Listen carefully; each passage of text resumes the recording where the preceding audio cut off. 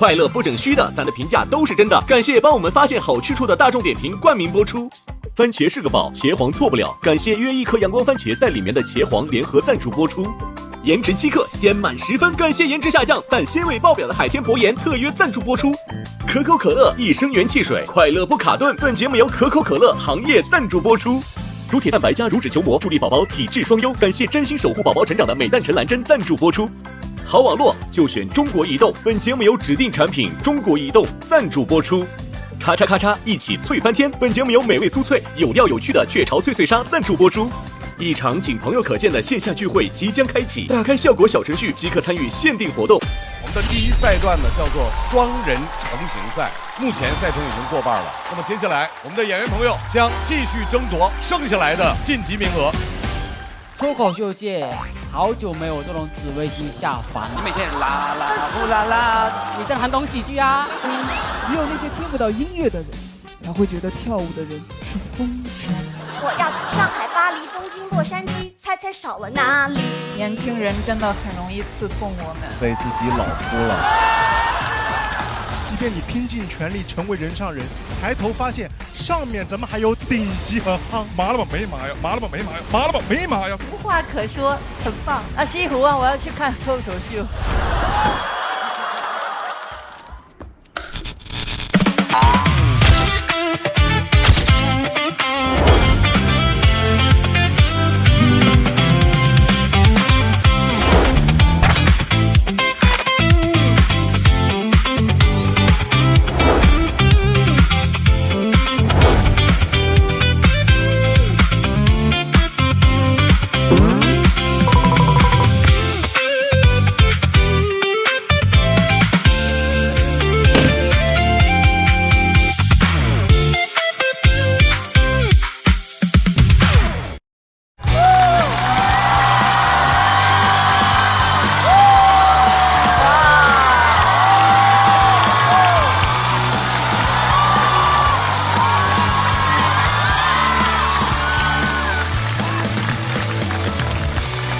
热烈的掌声先送给在座的每一个人。大家好，欢迎来到由大众点评冠名播出的脱口秀和他的朋友们第3季。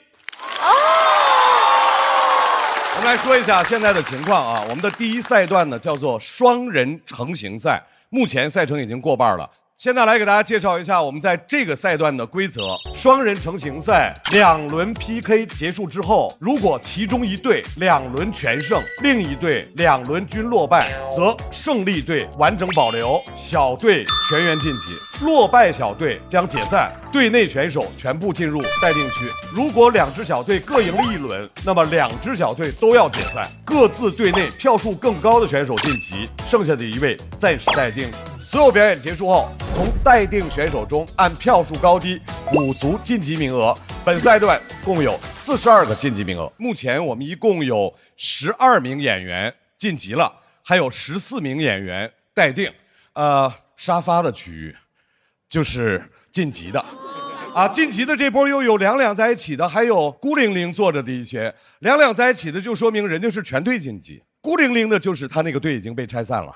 各位不要着急，我们现在的拆只是暂时的拆开，他们还会以其他的方式再重新组合。这边坐在小凳上的这些朋友啊，他们现在还在待定区。我们在拉完总排名之后，希望他们能够早日找回属于自己的另一半。掌声送给他们。比赛开始之前，再次向大家隆重介绍我们今年的校友团：闫妮老师、大张伟老师、周深老师、鲁豫老师、苗苗老师，感谢各位的陪伴。那么接下来，我们的演员朋友将继续争夺剩下来的晋级名额，让我们继续下半场的比赛，来吧！好，接下来要进行 PK 的2支队伍。首先，第一小队 ，Harry 海波。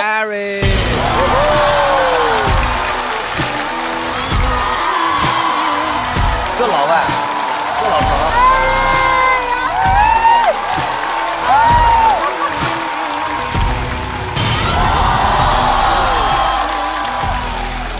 有一种要呛核桃的感觉。加油，Harry，加油加油加油！第二小队，大国手小四爷。小四爷。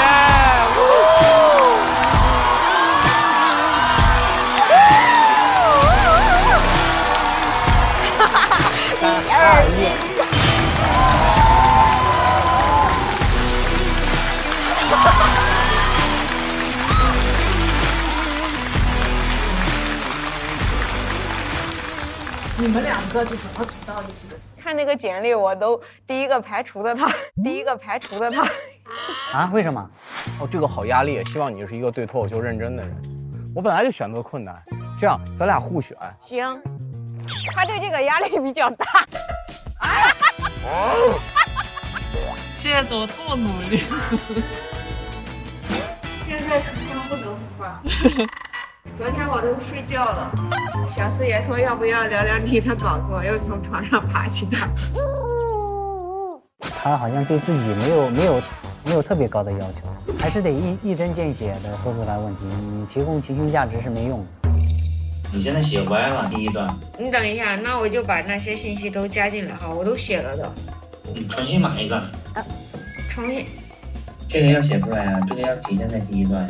头2段全部删掉，重新来，你觉得行吗？救救我！救救我！救救我！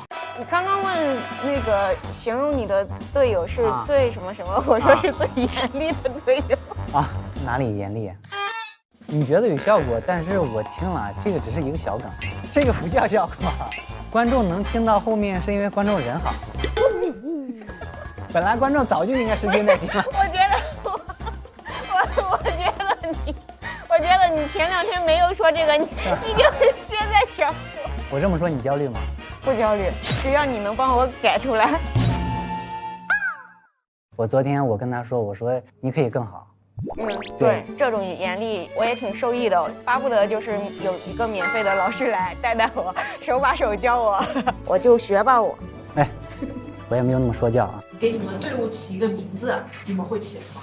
我们刚组队的时候就已经起好了，因为我们2个都是穷门嘛，是吧？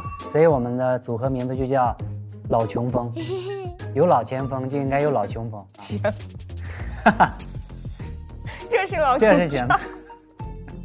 我尽量不笑出声，我不想让你通过我的笑声来判断我的财务状况。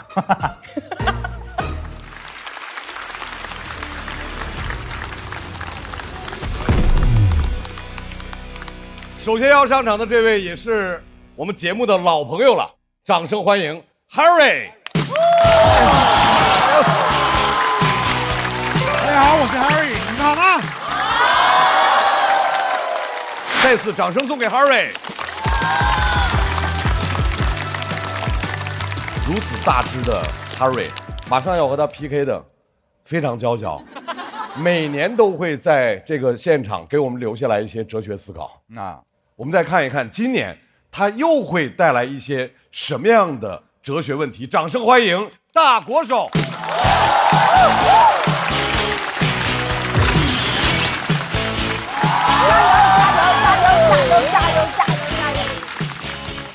Hello， 大家好，我是大国手。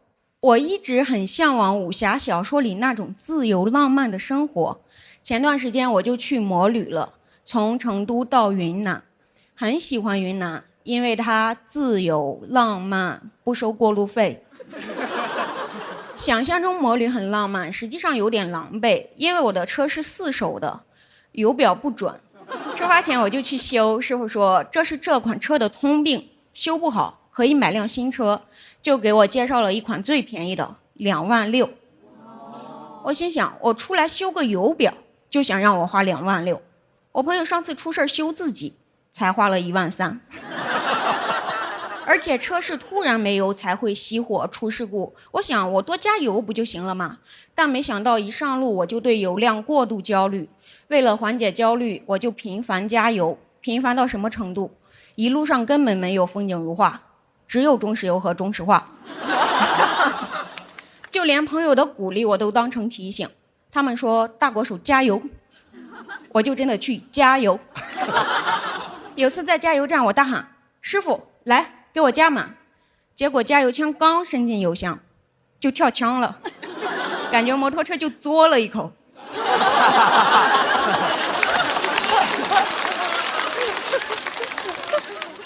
一付钱8块2毛5，师傅都笑了，我好尴尬，我只能自我安慰，他就是没见过这么克制的车，禁欲系大摩托。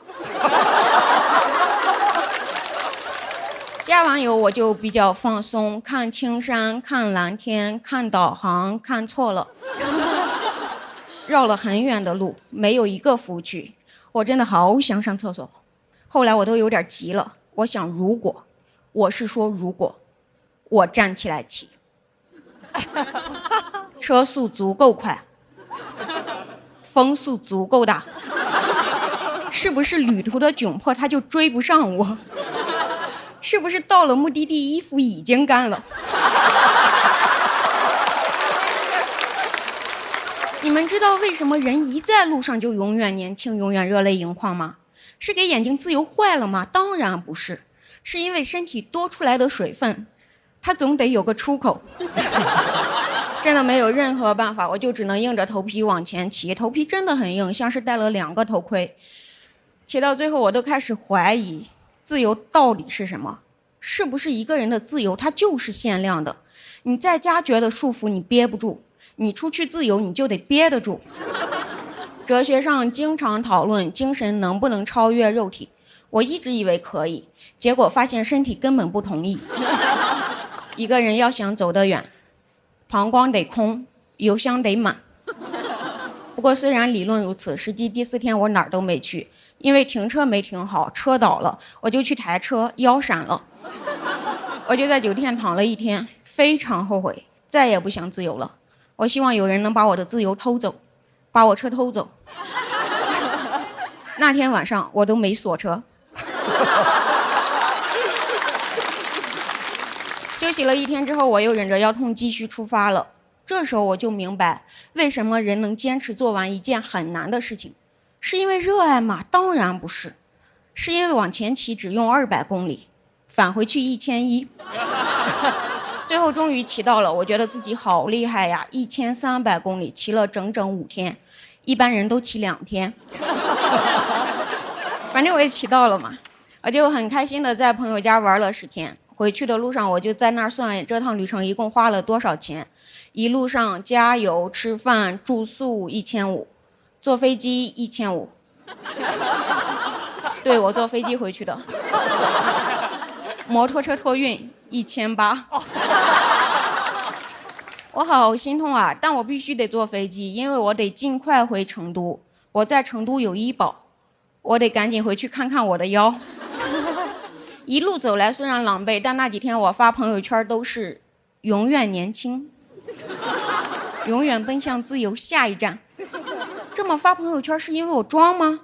当然不是，而是虽然我的梦想破灭了，但我要保护别人的梦想，毕竟我也是看了别人的朋友圈才出发的。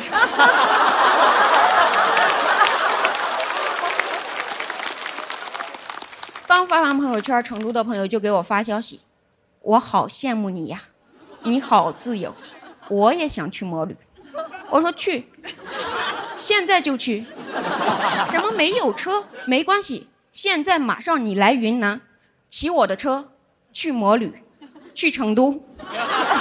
我不说你们也知道，他没有帮我骑回去，因为他连自行车都不会骑。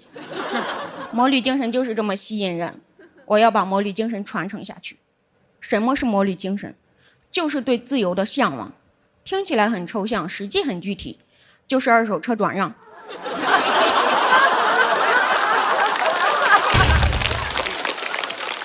自由就是这样，不会消失，但会转移，会过户。过到我这儿已经过了4次了，也就是我就是自由的第4代传人。以后你们可以喊我自由掌门人，当然也可以喊我自由女神。自由之路虽然充满了坎坷，但我现在能说出口的是只能用语言表达的那一部分，还有很多东西是超越语言的。我希望你们亲自去探索。就像我很喜欢的一句话叫“江湖里面有什么，你不用告诉我，我可以自己去看”。希望你们也自己去看，大胆的去追求属于自己的自由。当然啊，也不是现在，得等我下去，等下一个人上来，你们就走。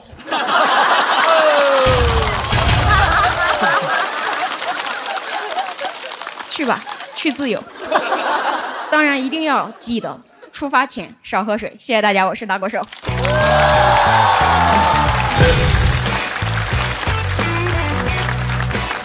数票倒计时。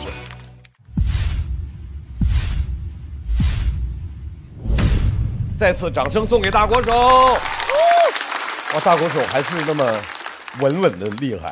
宁儿老师刚才拍的就是说自由原来就是转让，是吧？对，二手车转让。我也一直在想说一句话：自由的尽头是孤独，这是我自己的体验。确实，骑行的路上就很孤独，你会看到很多骑摩托的人都是一个人，但是你看到他们的时候会相互鸣笛示意一下，那个感觉真的就有一种链接感。对，这是你真正骑上了路。我想说，人生的路可能也是这样的。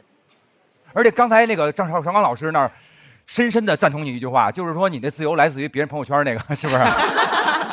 那个太对了，这个太对了，这个就跟我一直认为自由来自于枷锁，就是说如果你没有那个枷锁，你也不会羡慕自由。对，特别棒。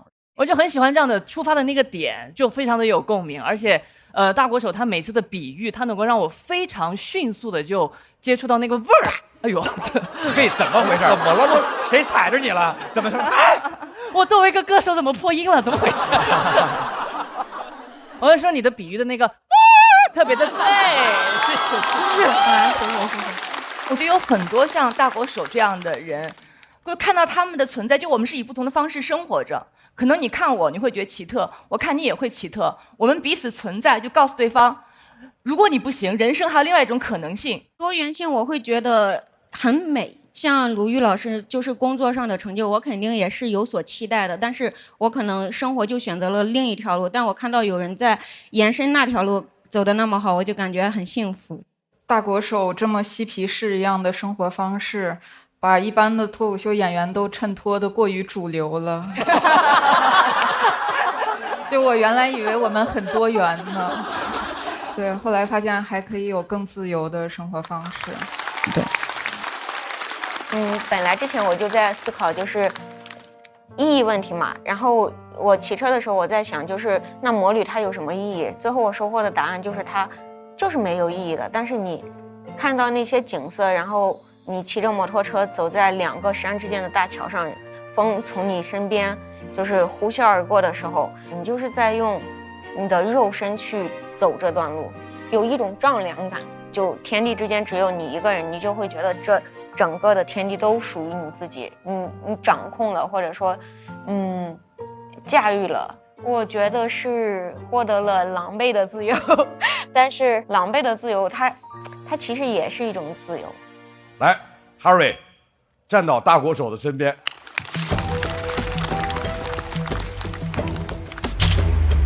我们来看一下 Harry 和大国手的得分情况是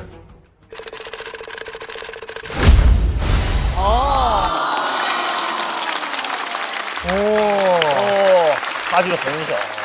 请两位回到队友的身边。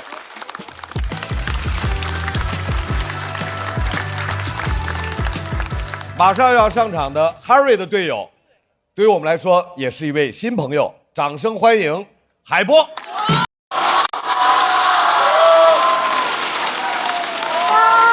哎，大概是笑。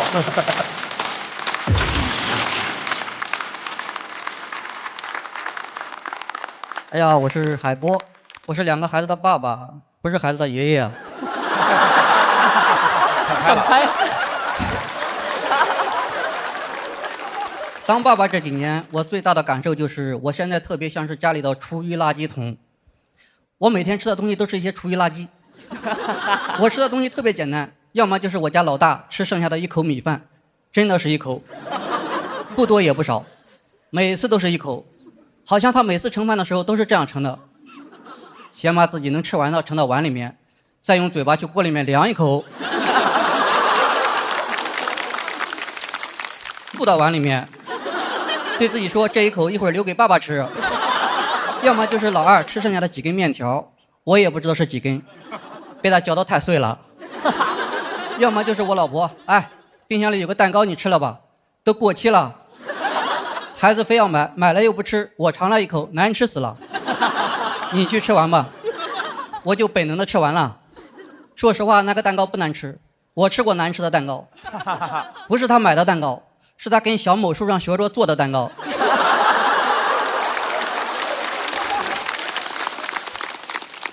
他做的那个蛋糕闻起来是榴莲蛋糕，吃起来也是榴莲蛋糕，但他做的是草莓蛋糕。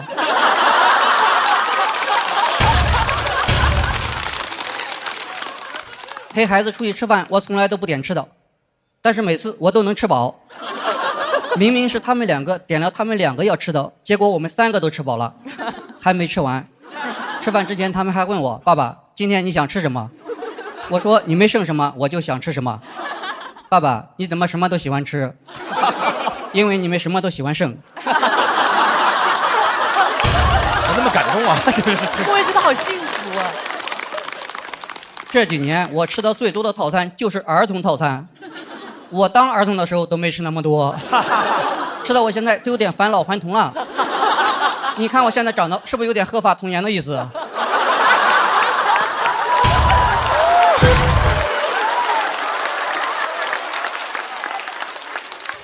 我不知道为什么他们吃东西的时候总是有一部分是不吃的，吃生煎的时候他们只吃里面的肉和底部煎黄的皮儿，我吃剩下那些皮儿，还有一些汤汁、肉末、芝麻，我吃了生煎的所有成分，但我就是没吃到生煎。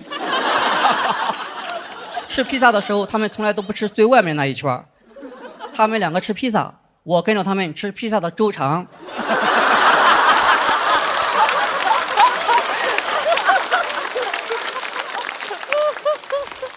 你知道现在我有多厉害吗？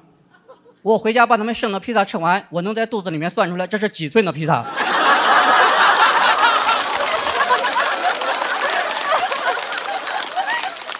但我吃不出来这到底是哪一种披萨。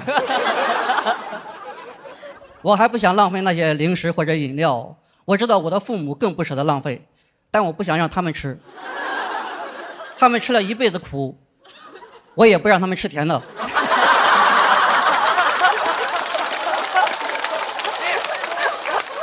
所以我吃到现在我都喜欢吃了。我经常在心里想，幸亏他们没吃完，我才能吃得上。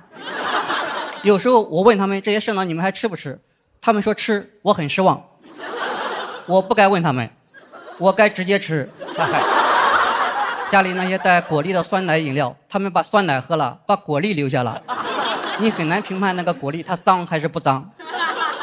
你说它脏吗？它上面干干净净的，一点酸奶的残留都没有。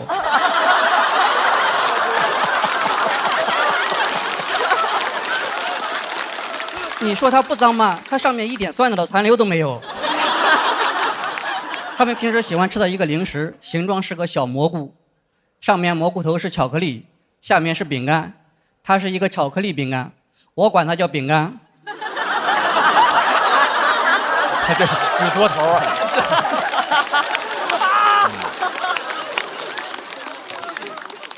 我吃的时候从来都没有巧克力那一部分，他们吃的方法跟吃棒棒糖一样，把巧克力那一端放在嘴里面，不停地舔来舔去，舔来舔去，舔来舔去，直到把巧克力舔得干干净净，把饼干吐出来，完完整整。经常在吃的时候，我能听到这样的对话：妈妈，我只吃巧克力，不吃饼干，不是给你爸爸吃。爸爸，你过来一下。我从来都不过去，我过去就要吃他们的口水，我不想吃，每次我都是等饼干晾干了。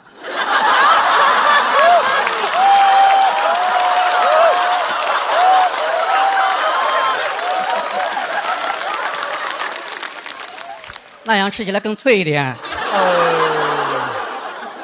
阿甘正传里说，人生就像一盒巧克力，你永远不知道下一颗什么味道。他能吃得上巧克力，他就是没带过孩子。我的人生像一盒巧克力饼干，我知道巧克力什么味道，但我永远都吃不上，这才是我的人生。我家里还放了很多舔完夹心的夹心饼干。哦。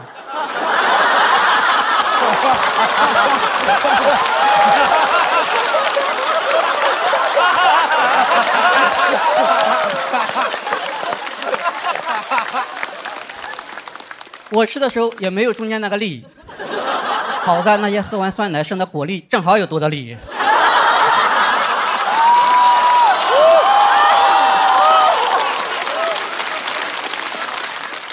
我都是2个嗷嗷饼干夹着酸奶的果粒一起吃。嗷嗷的广告语叫什么？扭一扭，舔一舔，泡一泡。我认为不完整，必须要加一句：饼干吃一吃。而且你最好明确一下饼干谁来吃，谁舔到夹心谁来吃，不要留给爸爸吃。不要留给爸爸吃这句话应该出现在所有零食包装上面，不然他们都以为我就是喜欢吃这些东西。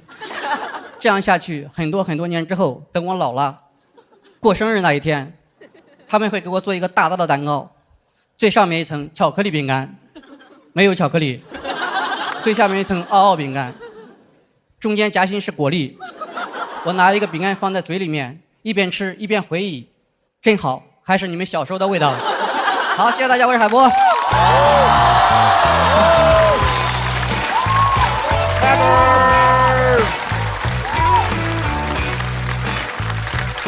干干净净。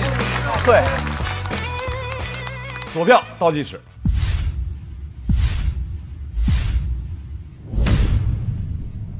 来，掌声送给海波。哇哦，周深，就数你笑的声音最大，还蹦。就很喜欢这种就看似吐槽，但吐槽啊！哇，这个看似吐槽，但其实是非常非常甜，然后非常非常温暖。非常非常充满爱的一个故事，就边听然后又觉得很好玩，但是后面又觉得哇特别感动，所以呢，它这个整个故事它的味道特别的丰富，可能他尝不到，味道啊，所以非常非常吸引我，所以我觉得你也一定就是他感受到了非常非常多爱，因为他也给了自己的孩子，给自己的家庭很多的爱，我就很喜欢这样非常温暖的人。我感觉就是因为海波老师对自己的稿子非常有自信，所以就可以很淡定的进这个段子，知道后面肯定会讲起来。然后我觉得你翻的也很好，就是我觉得有时候写段子你会停在周长的那个位置，你就觉得哎这已经是一个梗了，但你后面还能翻，我能算出来几寸，我觉得也很了不起。然后后面也有一个特别有效的 callback， 就是前面的梗响了，后面 call 才叫有效的 callback 啊。然后我也觉得，男生不用担心自己年纪大了自动会有灯味儿，就是，对，实际上还是能让别人感到温暖和善意的，就是，很棒。首先我觉得非常非常棒，从内容到表演都非常棒，无懈可击。我2点感受：第一，我赞同周深讲的，这是个秀幸福的段子；第2点，让我深深的怀念我的爸爸。谢谢。这个故事听着就是感觉，真的是明明就是感觉很可怜哈，但是又极其的可爱，就是这么个故事，就是孩子吃冰他吃棍儿，就感觉脏不脏的这事儿。然后到后来你听着就感觉哇，这种甜蜜的负担就是特别的美，然后特别喜欢这样的作品，棒棒的。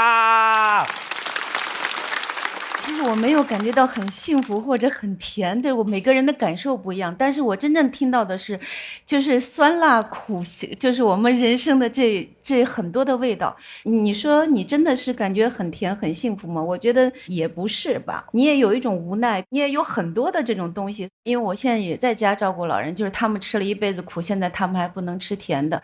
就是你把这人生的所有的味道，在每一天去品尝。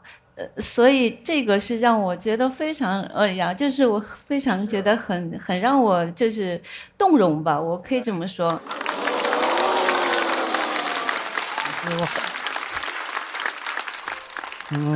我就是很感谢各位老师能够体会到我写的段子里面的一些想法，跟我当时写的时候的一些感受，我很感谢你们。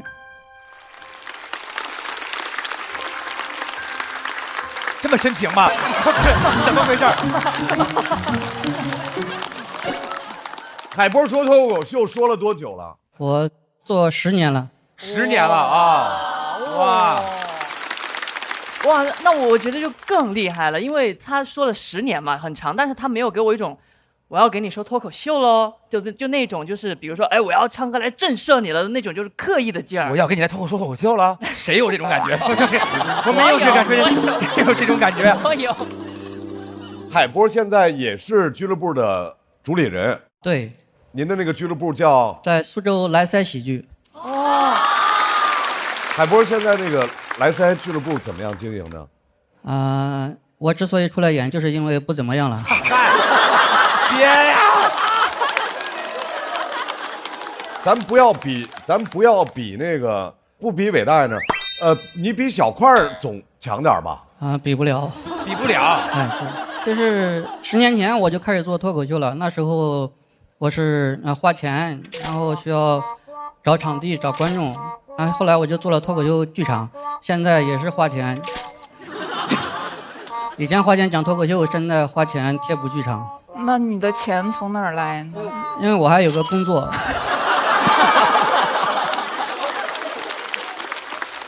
哎，我不得不说，我现在要再次请大家注意一下，坐在那个片区的，对，我们要把热烈的掌声送给他们，他们都是全国各地的俱乐部的脱口秀俱乐部的主理人朋友们，都在坚持的哈。对，海波老师您辛苦了。对，来，我们请海波回到位置稍作休息。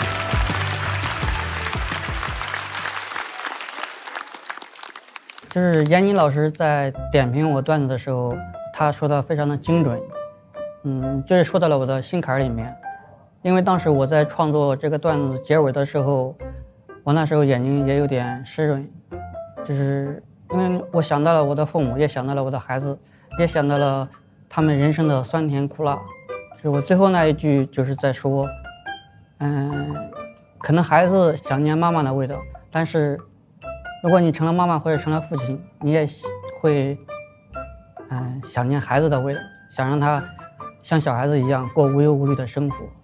我希望我的这个稿子让观众听完之后能够更热爱自己的亲人和热爱自己的生活。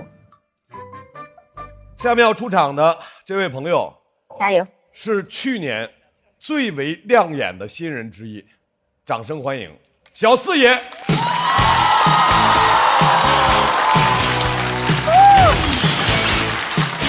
加油，老四！谢谢。1年没见了，朋友们啊，去年上了节目，现在生活比之前好一些了。但是穷了这么多年，怎么说呢？落下病根了啊！现在在花钱这方面，我感觉还是像以前一样，1分钱都不想多花，所以我对性价比的要求不是一般的高。这么说吧，你们可能是想把钱花在刀刃上，我即使花在刀刃上，也希望它是把双刃剑。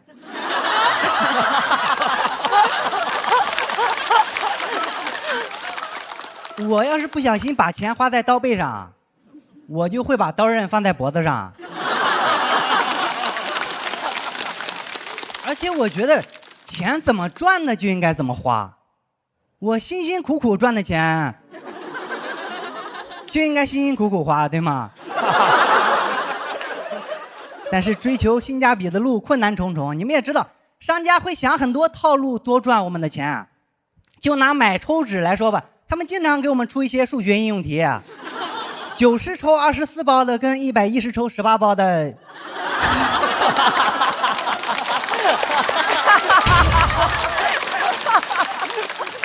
你很难直观判断到底哪个更划算，对吗？你以为用价格除以一共多少抽就行了吗？那你就上当了，因为抽纸的层数还不一样，有些是一抽3层纸厚，有些是4层厚。我以为4层就已经够厚了，没想到还有6层加厚的。6层加厚的感觉不像是擦身上的，像是盖身上的。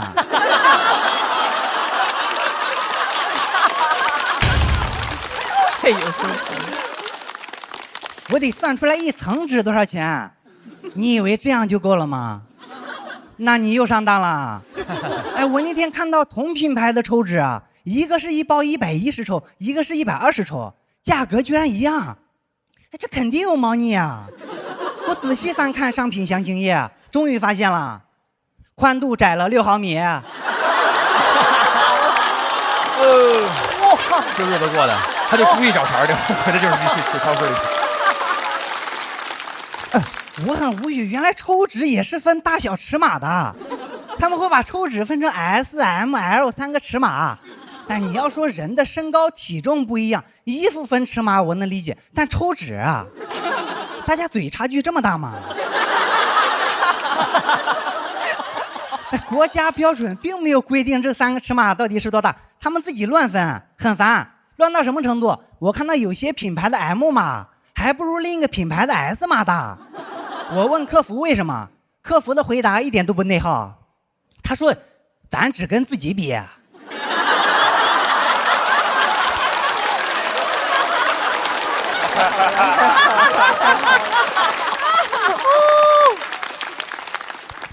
我不能理解一个抽纸为什么要分这么多尺码，真的有人需要吗？抽纸真正有用的不就是中间的部分吗？不管多大，只要别做成甜甜圈的形状，我都能用。他们总是乱出尺码，像我这种节省的人，真正需要的尺码，他们从来都不会推出，对吗？比如半张纸，有些有点的，我们觉得半张纸就够了，对吗？甚至4个拐角就够了。当然我也不是多节省的人啊，我见过最节省的人是我奶奶，她擦油点子用馒头。你们有没有发现，抽纸厚度、宽度、长度每个维度都不一样，把我逼的，最后我要是想算到底哪个更划算，最后我只能像买房一样算每平方毫米抽纸的价格，算出来已经是小数点后8位了啊！每平方毫米我立省0.00000002。哎，不要觉得这点钱没必要，我觉得很有成就感。因为我查了，这些商家费劲巴拉出这么多款迷惑我们，就是为了多赚这点钱。结果被我发现了，他连这点钱都没赚到。这要是之前啊，攻略做到这我就买了，但是我又发现了一个比价软件，它能显示商品的价格走势，还有历史最低价以及什么时候出现的。哎，自从知道历史最低价以后，我就只想以最低的价格买它，因为我已经见过了最好的它。而且知道最低价以后还有一个好处，就是我跟客服砍价心里也更有底气了，因为我知道它能更便宜啊。我之前买东西嫌贵，跟客服砍价心里都没底啊，我不知道到底能不能便宜啊，我只能把线下砍价的话术照搬到线上。我说你再给我便宜点我就买了啊。他说不能再便宜了。我说你不给我走了啊。他不理解，发了一个问号。然后我给他发了一张从这个软件切换到拼夕夕的截图。但是现在不一样了，我已经知道最低价了，跟客服说话明显更硬气了啊！有时候等不及了，我也会主动出击。我说你这价格不对呀，你再给我便宜点呗。客服说之前没这么卖过。我说我再给你一次机会，你重新说一遍啊。需不需要让我提醒你4月12号那天晚上发生了什么？他说之前确实有过这个价格，但那天价格已经过去了。我说虽然那天价格过去了，但我是从那天过来的。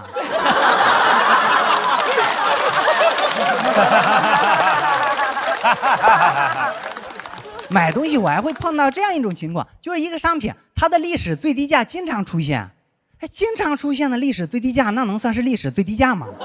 那不就是日常价吗？这样的历史最低价太糊弄人了，我不会买的，而且买起来毫无难度。我甚至产生了一个大胆的想法，我想创造历史。我去问客服还有没有什么别的优惠，客服回答的很干脆，说没有。我说我想创造历史啊，现在有个机会摆在你面前啊，你愿不愿意跟我一起在历史上留下一笔啊？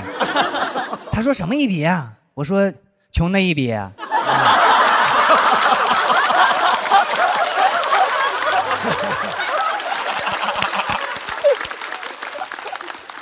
我这样买抽纸绝对是世界上最便宜最划算的，我见人就分享。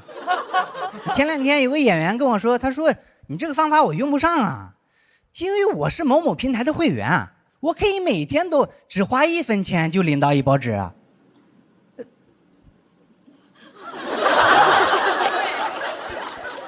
你怎么不早告诉我？我也是会员，你都领了1年多了，我天都塌了。我赶紧去找平台客服，我说之前没领是因为我觉得一包一包领太麻烦了。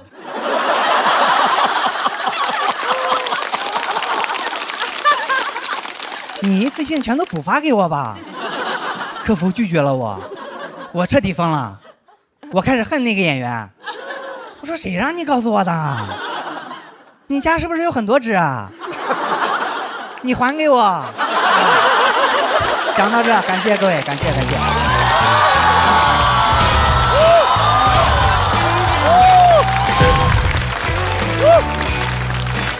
来，抓紧最后的投票时间，给小四爷投票。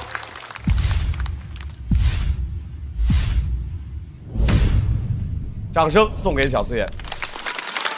谢谢，谢谢我对他印象特别深，就觉得他总是能够把一个我们认为就是可能我们脑子里面就一下就过去的事儿，就不至于的一事儿，非要把它拽着不让它过去，然后把它一层一层剥开，一层层剥开，像洋葱一样去看一下它有趣的点在哪里，然后反复的对比。你生活当中真的没有其他事情可以忙的了吗？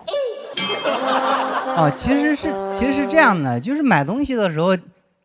大家不可能完全不看价格，对吧？对，肯定有。但是如果明知道里面有猫腻，我还不去破解，装不知道，就显得我很傻。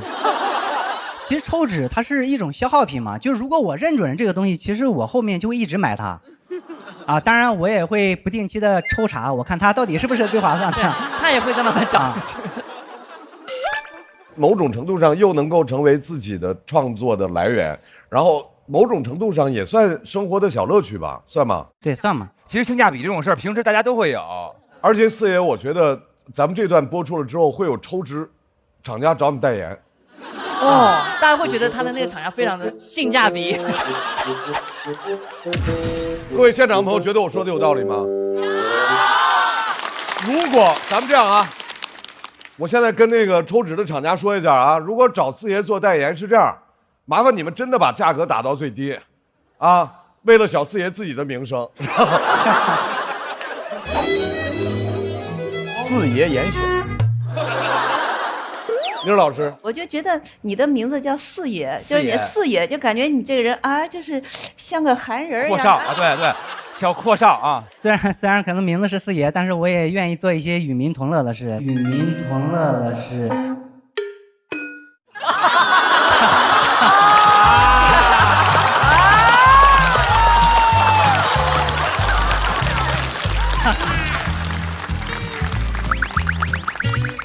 稍微有点贪婪了。没有，其实是开玩笑，因为前几天也接触了几个客户，但是他们对比几个脱口秀演员之后，觉得我性价比不高。性价比，人家当然也会用你算抽纸的方式来算呀。这生活变好了呀，生活这1年感觉怎么样啊？生活确实是变好了，比如说这个外形上面确实是比之前胖了一些啊。当然我也不是，每个方面我都精打细算。其实我也是有一些爱好的，比如说，你们可能不知道，其实我是一个数码爱好者啊。对，所以赚到钱之后，我也买了好几个那个充电头。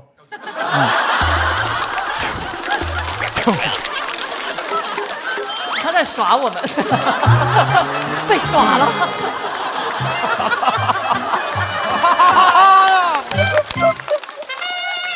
来，鲁豫，我觉得最难的一点就是他怎么样继续琼门赛道，这是我之前有一个担心。他进得非常好，他用了几个字就完全的完成了这个转变。他说落下病根了，我觉得这是非常非常巧妙的一个进入的一个方法，我特别喜欢。谢谢。然后中间有一个我特别喜欢的点，我看了一下鸟鸟，他说我就去看了一下那个抽纸的说明页，这就几个字，我一下笑喷了。然后他今年的口音有一些变化，比去年口音我觉得轻了一些，我觉得这也是一个特别好的一个变化，我个人很喜欢。谢谢。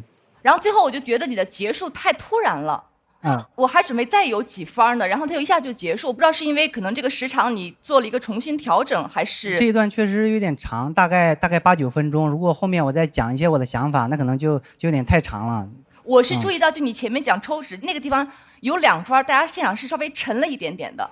对。如果你把那个地方的时长把它空出来，放到最后的话，会不会有用？你觉得？行，那我明天再上开放麦试试啊。可以。下回等于说下回还讲这个，再来一遍。来，袅袅。哦，我就是觉得小四爷这个较真儿的这个喜剧人格建立了以后，就是他对于这种事儿的分析就都很合理，就是永远不用担心没有素材了，就是从水泥地上也能抠出一篇稿子来。哇，谢谢。而且今天完成的相当出色，掌声送给小四爷。谢谢。就是我会综合价格还有品质，还有一些评价什么，我会做出一个最优解。对，有时候还是挺抠的。因为我们镇没有通高铁，也没有公交车站，我爸开3蹦子来隔壁镇接我。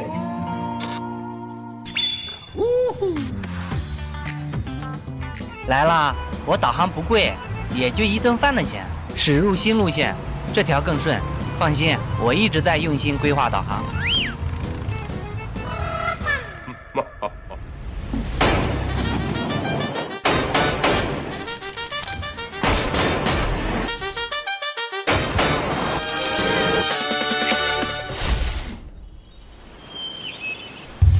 阿房宫赋，唐·杜牧。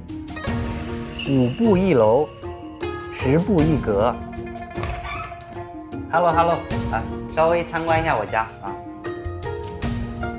廊腰漫回，檐牙高啄，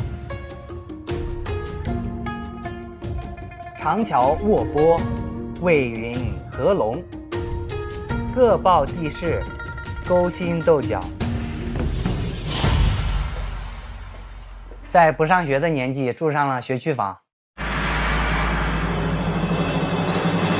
一机一容，静态极言，慢立远视，而忘性焉。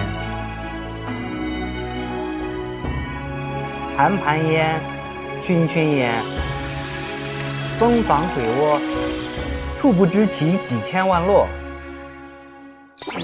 这个就是我得知噩耗以后1分钱领的纸，虽然说有点小，但是也是大品牌，然后每天领1包也根本用不完。这个就是现在生活好了以后也会追求一些生活品质，我也买了一些高端的抽纸。我用的时候发现它太大太厚了，我一般都用来商务接待啊。今天你们来了，我可以请你们用啊，没事你用，可以奢侈一把。如果你很有自信，觉得自己是高性价比的商家，你可以找我代言，我会为你们发声。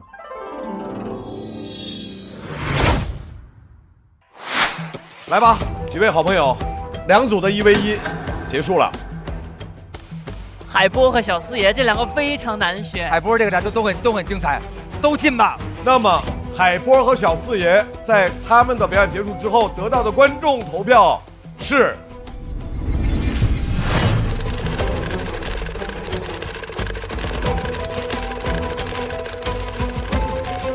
我觉得应该是海波吧，我觉得是海波。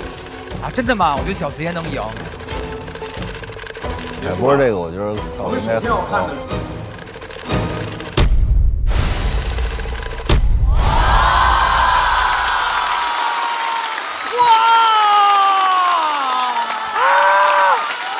我们俩感觉一样。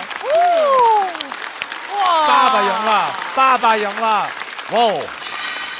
海波198，小四爷183。但是我们要被拆散了。所以坏消息是，你们的组合要拆了；好消息是，2组各自有1人要晋级。那么晋级的2位是海波和小四爷。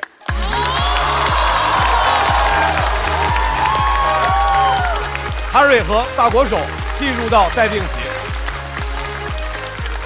掌声鼓励这2组的4位优秀的演员。波哥这场太牛了，太牛！但确实难，就非常的难。主要是我进了大会，再次，赛制就是这样。哦，松了一口气，吓到了，我以为小四也要坐这边。他刚刚跟我说 sorry， 我说为啥？他说是因为他没有进。我才反应过来，原来是他的锅。你没反应过来啊！我想说，胡总太善良了，但他一直担心大锅，他一直担心小四爷。我当时想着，哎呀，小四爷谁让你听他？小四爷进了，我就松了一口气，生怕给他拖后腿，没想到是他拖了我的后腿。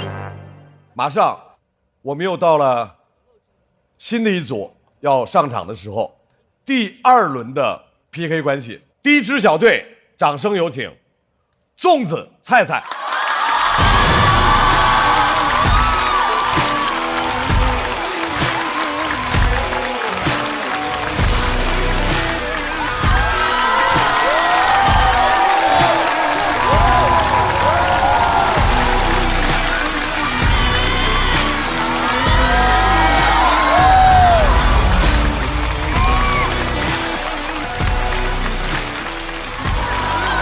好像啊！加油加油，我的姐妹！第2支战队，让我们有请岛主 TV。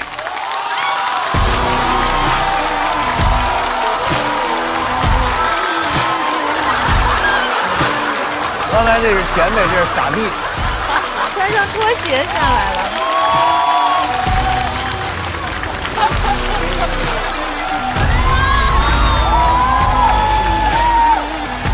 暴力手诀，哇！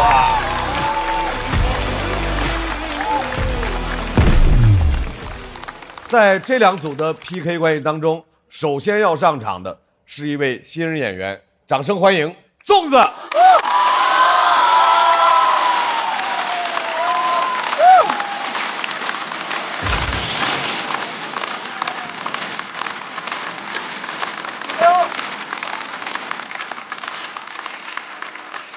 大家好，我是粽子。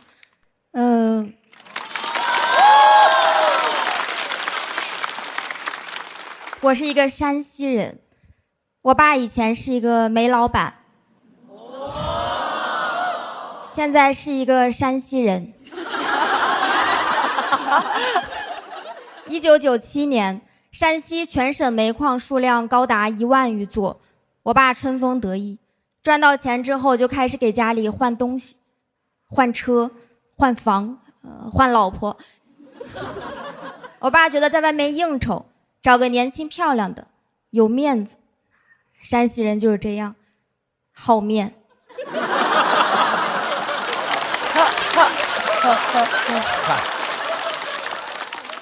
我妈当时有预感，就假装是别的女人给我爸打电话，我爸接起来，喂，老婆。我妈说：“算你有良心，还能听出我的声音。”我爸说：“哦，是你啊。”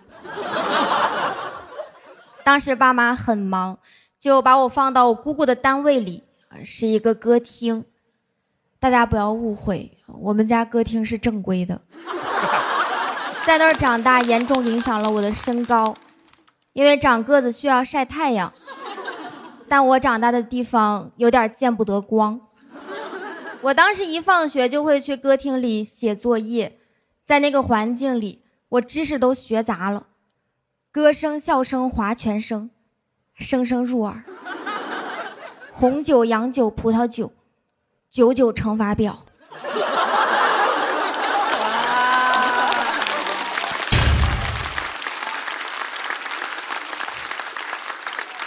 第2天老师抽查古诗，他说生当作人杰，我说死了都要爱，非常尴尬。但最尴尬的是碰到熟人。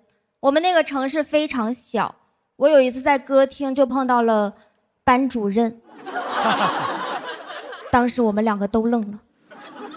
他问我在这儿干嘛，我说写作业。我说你在这儿干嘛？他说家访。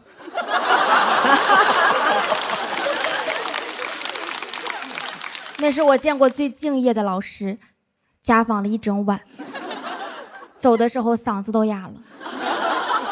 我当时的好朋友基本上都是歌厅里的漂亮姐姐，她们虽然学历不高，但是人很热情，经常陪我写作业，遇到不会的题呢，我也会耐心地辅导她们。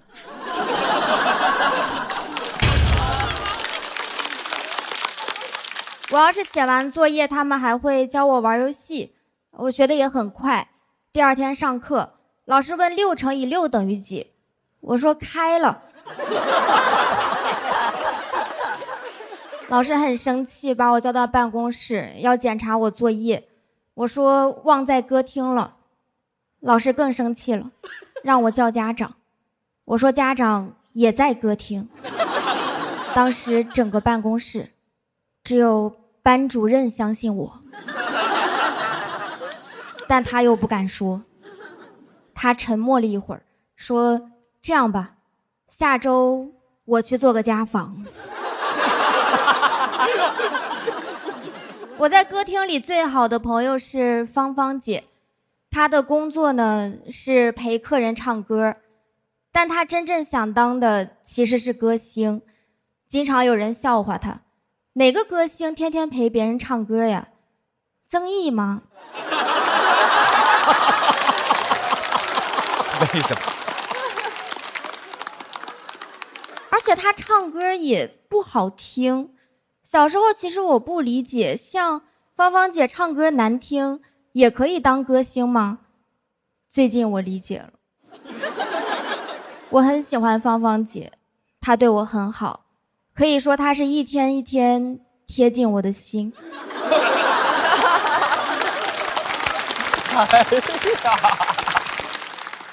我甚至想成为芳芳姐。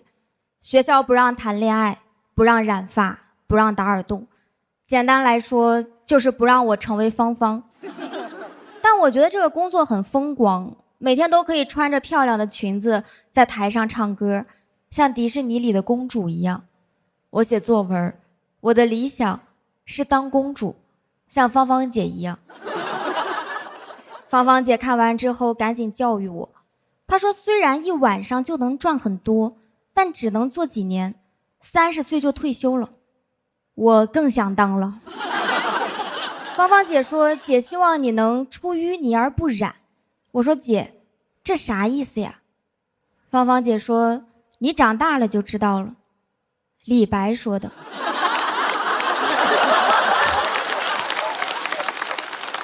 很多年之后我才知道，芳芳姐是没有退休金的，而且这个工作呢也不风光，歌厅是娱乐场所，也不是娱乐圈儿。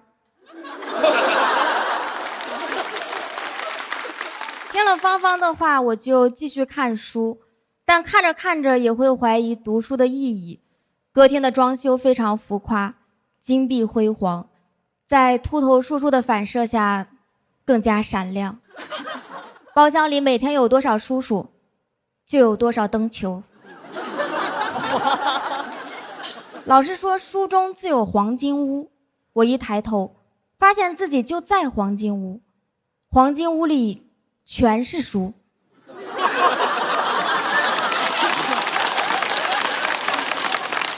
叔叔还会跟别人夸我，说这个小姑娘长大之后肯定有出息，在什么环境下都能学进去。他不知道，其实我没学进去，叔叔比我厉害，他没学，直接进去了。有一天芳芳偷偷告诉我，她说她攒够钱就要离开这儿，她要去南方，南方机会多。很久以后我才知道，她说的南方是河南。对于芳芳来说，离开山西就是南方，北京是南方，北极也是南方，没人认识的地方就是南方。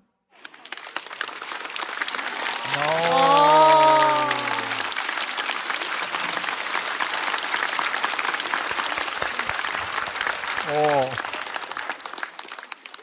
后来我又碰到过芳芳一次，她老了，沧桑了很多，芳芳变得圆圆的。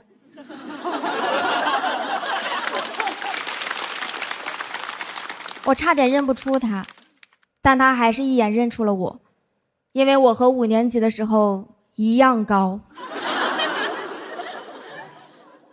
他拉着我的手问我：“你上大学了吗？”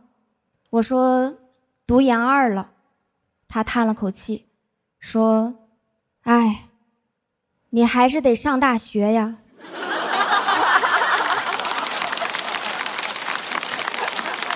哎，我说：“姐，你还记得出淤泥而不染吗？”他说：“记得呀，这不是李白说的吗？”我说：“不是，芳芳说的。”哇，都放开了！谢谢大家，谢谢。来，投出你手中宝贵的一票。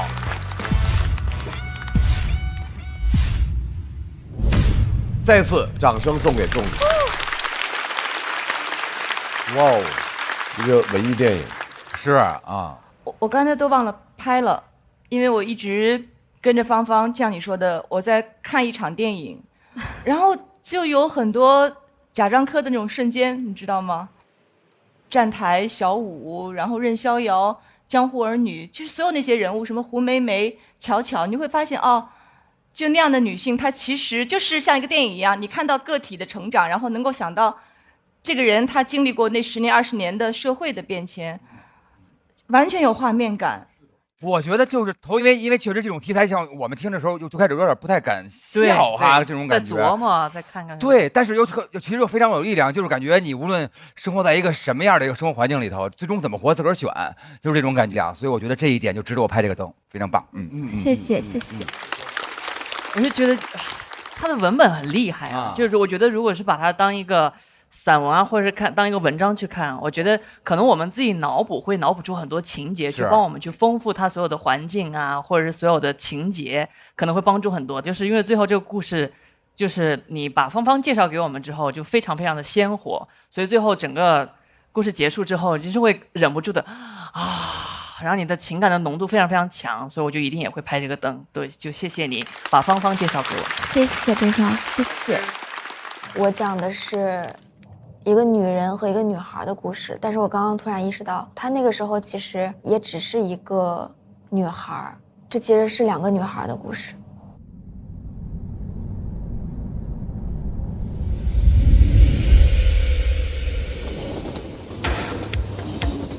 我和芳芳生长的地方在山西晋城，它就是一个挺朴实、挺厚重、挺黄土的那个感觉。这个是山西的颜色。小时候就很期待回到这儿，因为有山有水的很好看。用漂亮来形容老家，好像都会感觉有一点太浅了，就感觉这好像是一个很厚重的地方，是一个发生过很多故事的地方。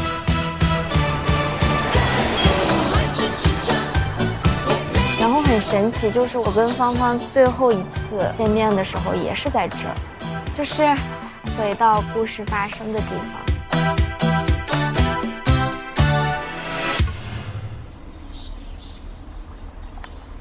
这就是最后一次遇到芳芳的那个地方，因为太久没见了，然后不知道该怎么表达情绪，然后就没忍住就哭了，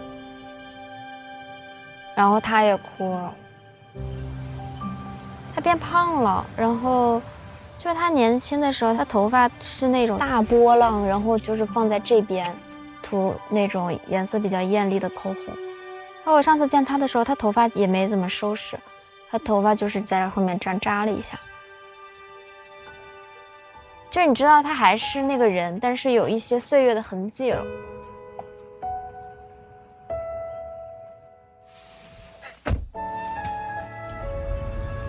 当时我写的时候，那个方向其实是我后面再也没有碰到过他，好像才合理一些。但是我确实就是碰到他了，就是很像电影里的情节，就是好像是某个人设计好的桥段，但是生活就是这样，就是挺奇妙的感觉。其实我觉得我段子里的南方，它其实是一个意象，它是一个可以让人产生新的希望。新的向往的地方。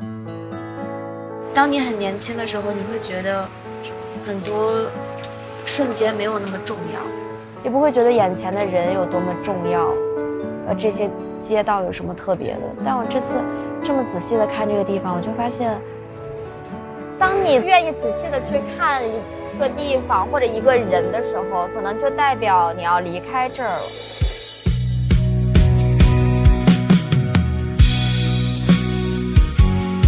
我们会在这个地方长大，被养育，留下故事，然后离开这个地方。我觉得我们很多人都这样。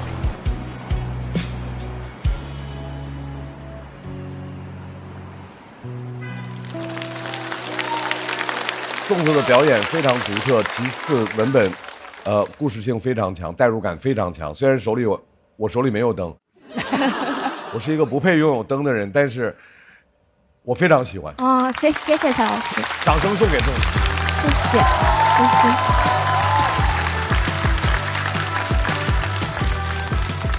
因为是1v1嘛，所以这一组的1v1，各位现场的朋友可做好准备啊！哇哦，迥异到了让我都不知道如何介绍下一位朋友。哦，首先今年我是第一次见到他，其次他弄得和我贼熟。当我犹豫着我要不要和他打招呼的时候，他扑面而来。没事。所以在我心里面，他可以靠脸吃饭。掌声欢迎可以靠脸吃饭的扑面而来岛主。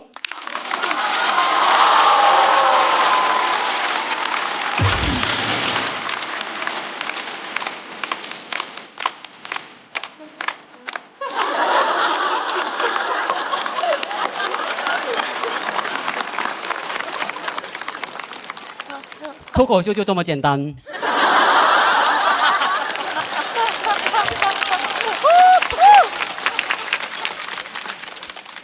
长相就是我第一个段子，谢谢你们，看得出来你们很懂喜剧。我们直接开始吧。开始啦！大家好，我是岛主，我是个有广西口音的海南人。哦，我是热带长相，很多人觉得我长得丑。没来说脱口秀之前，我从来没有意识到长得丑，因为在我们村，大家都长得差不多。有时候搞发型，照镜子呢，哎呦，我还觉得小帅的嘞。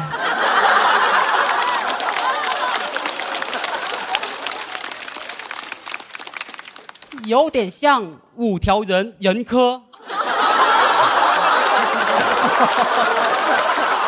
打扮有点像，对，人科反正开心。我这个长相在海南讲脱口秀没人笑的，因为我在海南就是个平平无奇的海南人。但我一出海南，我就是个先天喜剧圣体。我第一次来上海讲开放麦，还没说话，大家就笑了。走出海南，我才知道，我就应该去外地讲脱口秀，家丑就应该外扬。脱口秀界好久没有这种紫微星下凡了，是时候给内娱一点小小的震撼了。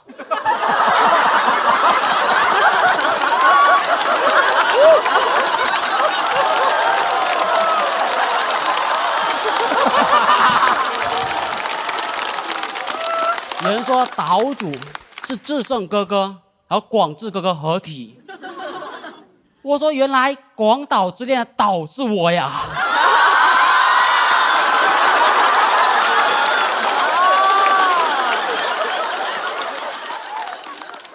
因为长相我得不到尊重，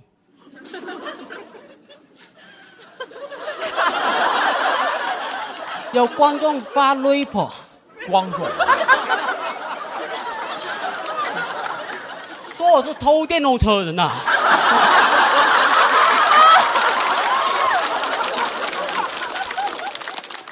我没有偷过电动车，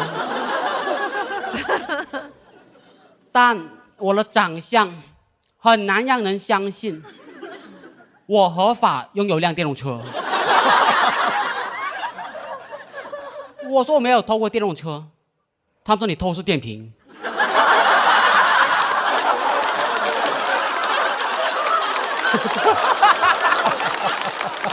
好尖锐。我甚至演过普法短剧《电瓶仔的结局》，导演让我演失主。失主哦，失主，这也需要翻译吗？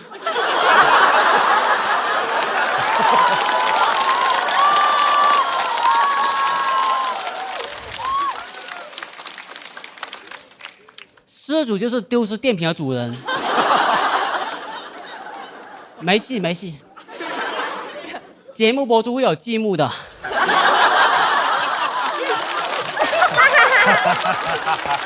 积木会有积木啊，给你打起来。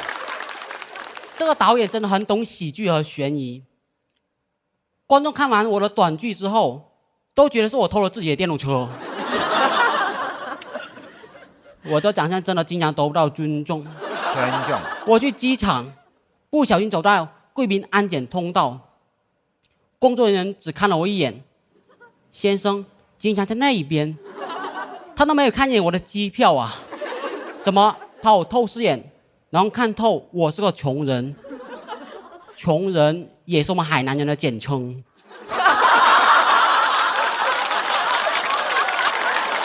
啊，穷啊穷。因为长相和口音，没把我当海南人。经常有人见到我以后，你好像广西的，我说我越南的。出门在外，身份自己给。我想当哪个国家人就当哪个国家人，但我的长相只能局限东南亚国家。我去东南亚旅游，他们都让我走本地人通道。我说我是个海南人，很多人感觉我家里有熟完的椰子。谢谢你帮我翻译。他说蝎子呀，椰子，椰子。我从小喝到大，椰子，椰子。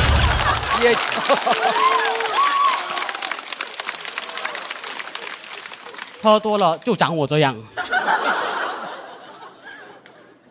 还有椰鸡直播间的主播也该是我这样的，椰鸡代言人也该是我，没人比我更合适。我会爬椰子树，我会摘椰子，我身上穿的是椰子，正宗椰鸡就该正宗海南人代言。徐东东只是个东北人而已。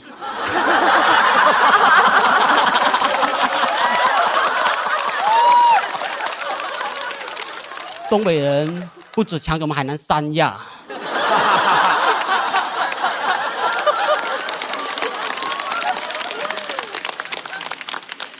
我想代言椰鸡，广告语都想好了。椰子树，我从小爬到大；椰鸡，我从小喝到大。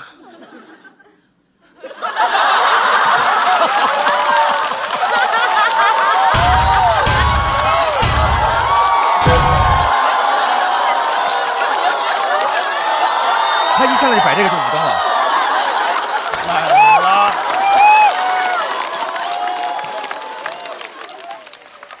钱不钱无所谓，主要想代言。如果不来找我，我就说椰鸡喝多了就长我这样。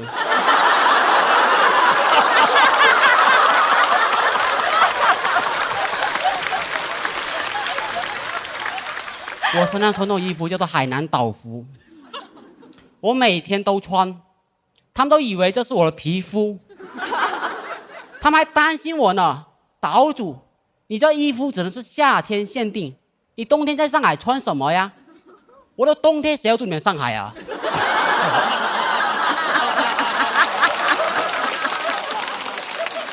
我这次来上海就背一个书包，书包只有7套这种岛服，随时准备跑路。今天骑电动车来的，你们有个人可能要走路回去了。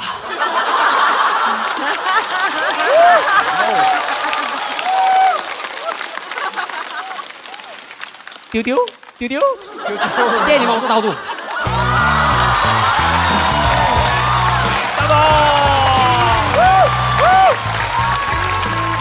来，抓紧最后的投票时间，锁票倒计时。再次掌声送给岛主。哇塞，岛主可太倒了，我感觉。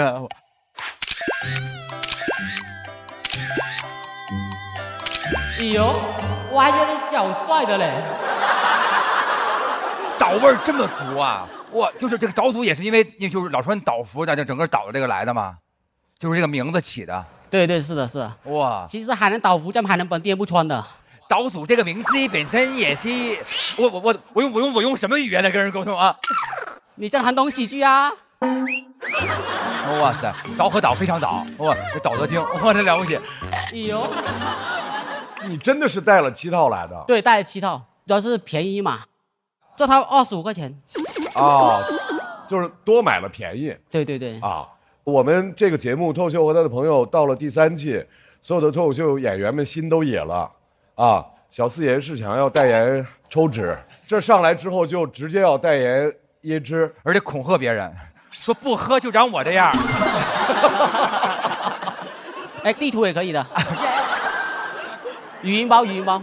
那每一个语音包最开始都会去洗衣城，他就说那我们开洗吧，我们直接开洗吧。一开始就是开洗吧，对吧？一上来，那我们一起开洗吧，在家里就可以洗啊。岛主今年你是哪年生人？我是96年的。啊，96年，看不出来吧？他们都说我像69年的。我看你像每一年的，哇，太棒了，太有意思了。没戏，而且他还说他那个话太逗了，他就是特别神奇，就是感觉你们如果听不懂我的话，我的话会有积木，就是那个要搭这个积木要看那个，哇，太逗了。哎，刚才你说那个椰鸡的时候啊，椰鸡，我们都不知道这2个字是哪个字念错了，对不对？它其实是俩词儿，一个词儿是椰子，一个词儿是椰汁，它是这俩词儿不停的倒。椰子是椰己，对吧？是啊，你真的很懂喜剧啊，周深哥哥。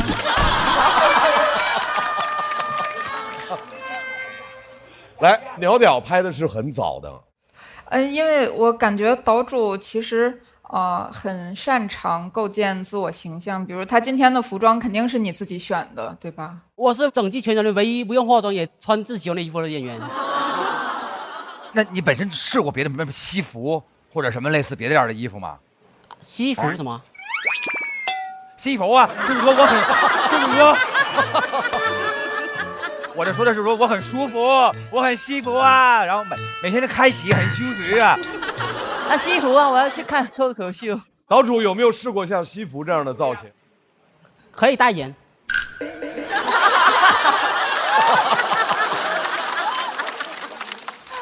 他其实上台的第一句话，我想拍灯了。他说：“你们喜剧就是这么简单啊！”那一刻我就想拍灯，因为在这个舞台算是新人首秀嘛。我觉得每个人的新人首秀，其实那一刻非常重要，就你以什么样的形象呈现出来。像刚刚娘娘讲的，以一个什么样的喜剧人格，包括什么样的造型呈现，就非常重要。他目前是人和他的文本、口音，一切都是浑然天成的，真的。但我特别好奇，你将以你这样的形象就贯穿，如果你走到比如下一轮、再下一轮，一直往下走的话，始终这样的造型吗？因为他有7套呢，可以一直换。他可以走7轮。我走步算步吧。哦，走一步算一步。走步算步，走步算步，对吧？走步算步，对。您一出现，我就想起了徐志胜的鬓角，就是当时那个感觉就出来了啊。我最喜欢他的是，是说徐冬冬是东北人，然后下一句话是东北人已经夺走了我们的三亚，太好笑了。妮儿姐，我觉得有一点我是感受到了，其实就是他在他的讲述过程中越讲越开心，我能看到他的开心。开始一直在说他长得什么样，但是他讲着讲着，我就觉得他很可爱了。呦喂，还绅士了一下啊！我觉得咱们节目播完之后，任科一定会跟你一块聊聊。所以都得夸啊，对，必须的。岛主还是挺可爱的，然后他一说任科那帮，就还真是那副，就老在反正他们是属于那种吧，光天化日之下，在门口能站一天，没有任何事儿干，就在那站着，说哎过去了，哎，就这么，他可以一天什么都不干。他们是那种非常闲散的，我觉得一个闲散对于当代人来说是一种美德啊。哎呦，我还觉得小帅的嘞。我们在忙些什么？我们在证明我们是个什么？我们不过就是一堆人而已。他就是活得像个神仙一样啊！我认为岛主，这节目结束了之后，一定能拿到代言，一定能拿到代言。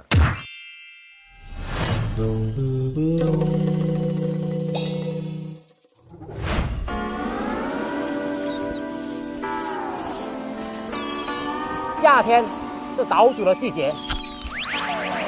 海南岛主，纯天然无添加，来自海南，感受夏天的阳光滋味。我是岛主，我为夏天代言。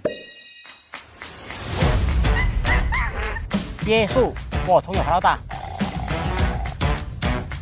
椰子，我从小喝到大；拖鞋，我1块钱一双。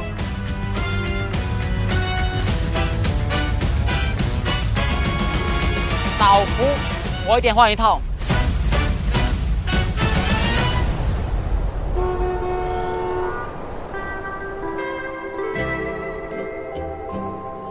有时候生活很热，有时候生活很吵，有时候椰子树上的你下不来，有时候电驴没电了还在半路。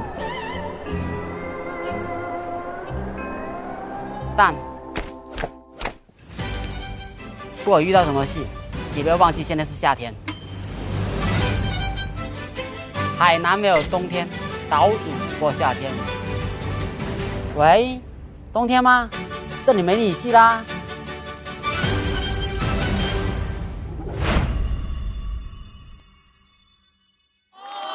谢谢岛主给我们带来的精彩表演，我们请粽子回到舞台。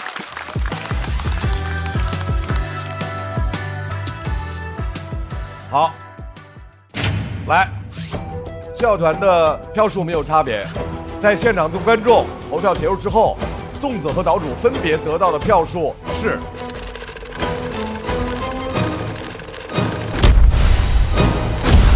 哇，岛主185，粽子稍微落后，请两位回到队友的身边，等待下一轮1v1的结果。马上要上场的是我们的老朋友，掌声欢迎菜菜。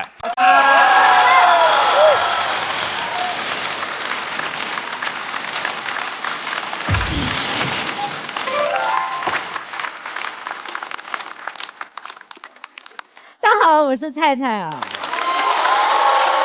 要和菜菜1v1的这位朋友，他的伙伴岛主一直握着他的手。两个人在深情的取暖和彼此鼓励，为什么？因为又是一位舞台上的新人嘛，可能会紧张一些。一位新朋友，掌声欢迎 TZ。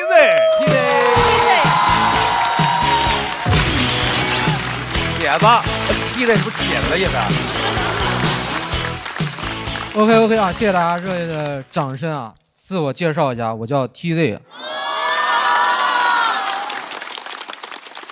我家收废品的，就小时候我爸经常会从废品站给我带回他说到的玩具，就导致我从小家里玩具又特别多。就我每次想买新玩具，我爸就说你等一等，别人的玩具早晚都是你的。但就是这些玩具我只敢在家玩，我从来不敢带到学校去，你知道吗？因为我怕我同学看到，越看越眼熟。基本上衣服也都是收来的，有些衣服真的非常劣质啊。但是上面的 logo 非常大胆，都是什么 LV、爱马仕、范思哲，我家人都不懂，给我穿到学校去。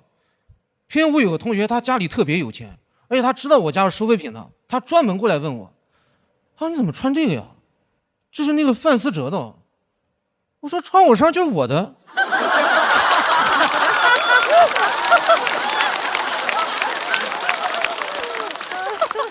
我差点当场跟他吵起来，我说你把范思哲叫来，他自己都不要了。很多人真的会问我，他说你家收废品哦，那你家是不是说特别有钱？说实话，我真的不知道，因为小时候我们家一般用不到钱，就几乎所有的东西都是收来的。这我小时候我也不知道，我当时特别需要一个台灯啊，就我求了我爸1个礼拜，最后我爸终于答应我，他说台灯是吧？行行行，我这两天帮你留意一下。对，到了跟你说啊，到了跟你说。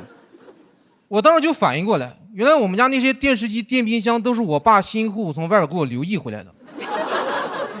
我感觉我爸好厉害呀，就家里缺什么，他说我留意一下，就有了。真的，我有时候在思考这个世界的本质，我说是不是我爸的意识决定了物质啊？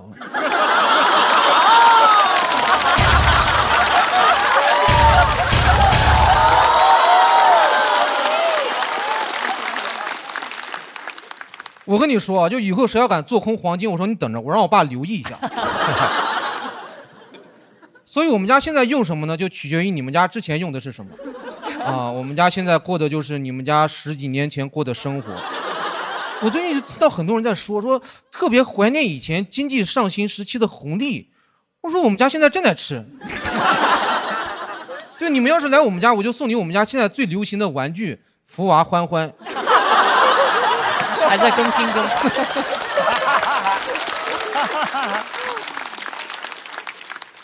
拉布布也有，但是要等一等。冰墩墩正在路上，你知道。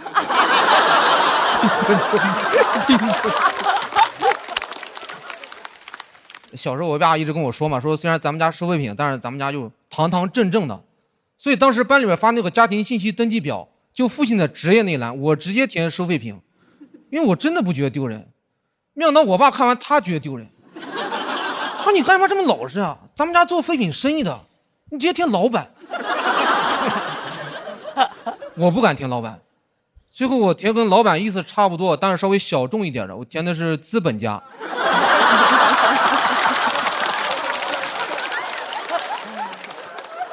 填的时候我也不是很确定啊，我要专门找当时高年级的学长借政治书。找资本家的定义，看到第一行我就放心了，因为书上说的特别清楚，他说资本家浑身上下都是肮脏的。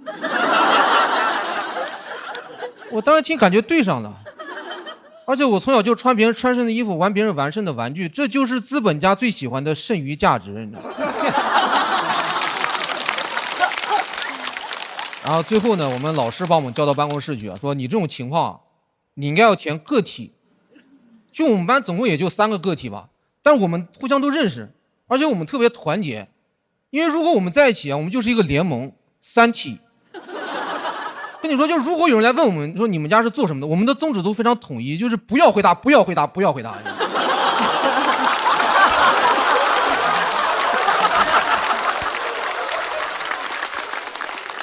我每次其实最烦的就是他每次填完那个表，他要传到最后一排，然后收上去，你知道。我不想暴露我3体人的身份，尤其我当时后边坐那个女生，我特别喜欢她。她一直催我，她说你那个填好没？填好赶紧传过来。最后我实在没办法，我说了我爸最常说的一句话，我说那个一会儿我来收啊，一会儿我来收。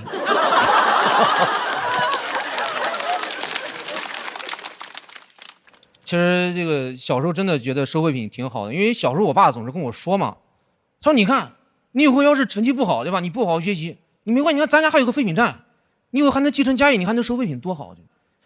但我越长大发现到越不对劲儿，因为我发现老师总是拿废品站去骂那些成绩不好的同学，就每次上班会说你成绩这么差，我说你成绩这么差，你以后收废品去。我当时一听我心里都慌了，我怎么什么人都能来收废品啊？不是我爸干20多年，我不好学习，我才收废品啊！你也收废品啊？你知道我什么身份吗？我跟大家说一下实话，就是一般普通家庭的孩子，如果你现在要去收废品，你根本收不过我，因为我爷爷就是捡破烂的。我爷爷有3个儿子，就我大伯、我二伯和我爸，现在全部干这个。而且他们3家的那个收购站就开在一条街上，就毫不夸张，就那条街上，但凡一个矿泉水瓶子，它只要落到地上，那就是我们家的私有财产。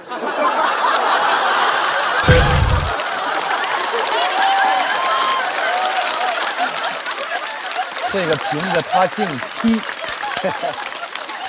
那个街上的垃圾分类，它只分3类，就是我大伯家、我二伯家、我家的。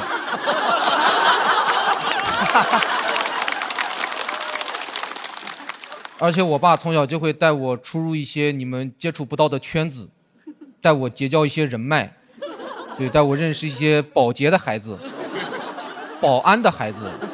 就我们3个家族在一起，就是这个废品行业的峰会。我跟你说特别关键，就以后保洁的孩子长大，他发现哪里有垃圾，他第一时间打电话给我。我开着我爸的3轮车到人家小区门口，保安的孩子只会让我的3轮车进去。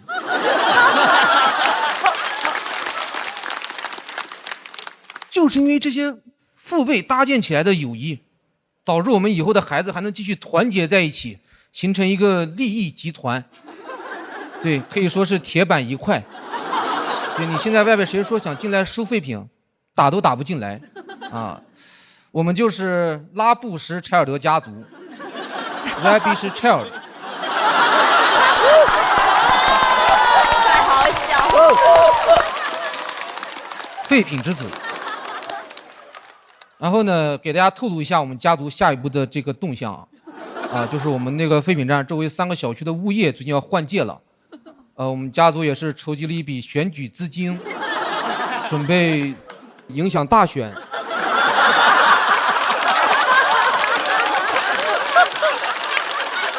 你可恶，你可恶，你可恶！推举3个符合我们家族利益的物业经理上台。对，这个物业经理他想要上台，他必须符合我们拉布什柴尔德家族的利益。上次有个观众听完，他特别生气，他说：“你们以后要这样干的话，以后我们要抵制收废品的孩子继续收废品，没有用。哦，因为以后都是我去干保洁，保洁的孩子干保安，保安的孩子收废品。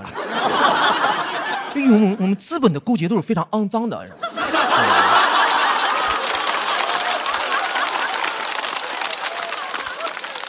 就在你们看不见的地方，啊，巨额的垃圾正在被悄悄的转移。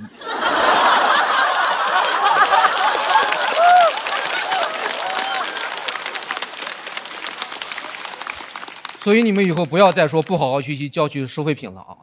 你们还是好好学习吧，因为你们呢没有选择。啊，这个我爸从40年前从地上捡起来第1个瓶子，就把我这辈子的活都干完了。好，谢谢大家，我是 T Z。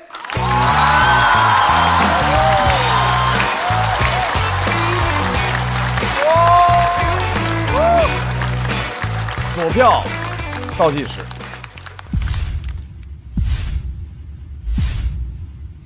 再次掌声送给 T Z。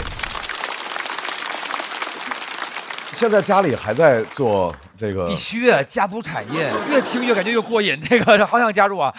其实我爸最近有一些副业，他最近搬家什么的。搬家？我去年过年回家，他还在干。然后说平常也会帮忙搬家什么的，因为他那个3轮车也不能空着，你知道吗？就是。对，都得用着哈。都得用着。哎，小时候收着过什么好玩的东西，甚至别人都没有那种，肯定特别多，是不是？这个日记本，有病吧？你说到了别人的日记本，是别人当然没有了。不是他不要的，他卖当废品卖的。哦，你读起来了啊？不是我妈还好，我妈就是看到有一些日记本写的如果不好的，她会把那个日记给撕掉。她还批改啊？再给寄回去，说这个可以改一改啊。不是他把那个前面写的部分撕掉，后边给我当那个草稿纸用。哦，对，然后说前面的才是垃圾，这写过的才是垃圾啊！哇，好厉害！我觉得你的生活哎，听着怎么这么好呢？就是有种特别玄妙的感觉。对，这也是我好奇的，因为我爸爸妈妈他们一开始是就是拿一个扁担，然后挑着书包，然后在街上卖的嘛，所以就是我有很长一段时间经常被叫就是卖包的，卖包的，因为我觉得就很多有像这样就经常容易被指指点点的工种，包括在舞台上我还是会有那样就很难去改掉的这种就是不安全感也好啊，或者是怎么会有点对，所以我就很好奇怎么能够做到这么自信。其实我小时候就是也是这种情况，因为我爸那个废品站对面有一个小学，然后每天就有很多的小孩放学，然后他阿姨就接他嘛，就排着队到废品站，就说你看啊，你不好好学习，你跟他一样啊，你看。因为有个小学没有办法，天天都这样，天天都是一路过去。然后我爸回家还说我，他说你看我教育这么多人，唯独没有教育好你。因为其实这个问题的核心是被别人指指点点，但是对于你来说，你小时候可能也会有这样的包袱，这会有吗？还是说没有？有的。你是怎么把这一摊儿就甩掉，然后反而变成自己能开朗的、活泼的去和对，就是怎么看问题？对，讲脱口秀，对，太好了。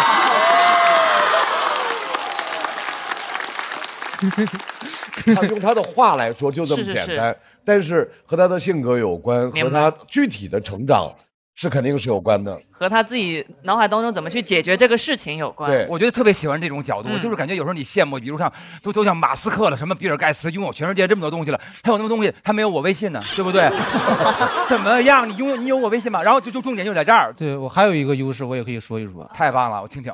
就是我去年出了一个车祸嘛，然后我爸从老家就过来看我，然后我就发现天天都有人给他打电话，让他上门回收。我就问他说你今天怎么不在啊？怎么什么的？我就发现好多人关心他，都没有人关心我，对吧？然后我后来就明白，因为我爸干那个实在干得太长了，干的真的是20年、10几年的那种，周围那些街坊邻居什么的都特别需要他，然后每天都会给他打电话，让他上门回收。而且他这个电话号码呢，我说好说以后我要干的话，他直接给我，然后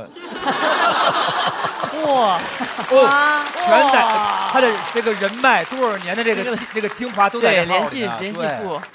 对，这个号太厉害了。其实能感受到你一开始的创作是起源于一种自卑的情绪，但您可能在上开放麦的过程中发现，正着说、直接说是会有一点沉重的。然后你可能试了很多喜剧技巧，发现坏话正着说会很有效果。我自己也很受触动，就是在创作脱口秀的过程中，真的能生长出一种全新的视角，然后让自己变得更快乐。谢谢年老师，我觉得非常棒，而且他在讲一个其实在他看来是一个普通的可能行业，但是其实你是有意无意间触碰了一些在我看来是很犀利的一些话题，比较大胆。对，比较大胆。但是我们在笑谈一个行业的角度，以一个就是拉比施柴尔德家族的2代的角度去讲的话，那就是完全是我们能够意会也可以言传的。所以我觉得他拥有一个非常完美的出舞台的5分钟。谢谢鲁豫老师。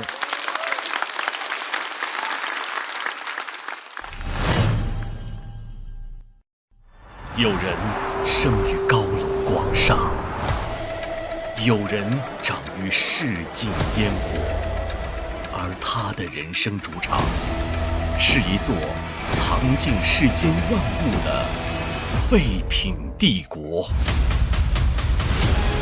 这是我们家囤的这些期货，低价买入，涨价卖出。还有什么是不拥有的呢？上海都没有，我们这边已经满大街都是了。作为整个家族的唯一继承人，世人艳羡的荣华富贵、万般物质，于他而言，触手可得。你们也是长见识了吧？可这样的生活始终填不满他荒芜空洞的灵魂，唯有徜徉书海，才能寻觅世间真谛。不要随便亲我，不要随便排挤别人，我不跟你走，我不怕尴尬。当我生气的时候，每天懂一点人情世故。我们每天在废品站研究的都这些啊。什么叫真正的大儒之家？真的书香门第。戏剧文化和脱口秀文化也是一脉相承的。脱口秀我们是很支持的。一手撑起废品帝国的父亲，早早便为他铺好了后路。人脉和资源是拉布什柴尔德家族深耕一生的基业。这帮人，那肯定的嘛，那我们这么多年，那肯定有不少人。源源不断的宝物是留给继承人最好的礼物。到了一批的新货，但谁也没料到，他却公然与整个家族对立，尽数舍弃家族赋予的无尽资源与人脉，一头栽进毫无门槛的脱口秀行业之中，任由大众点评。这个是我们之间的商业合作。世人揭晓他自毁前程，却不知他挣脱世俗桎梏，只为亲自书写拉布什柴尔德家族的传奇。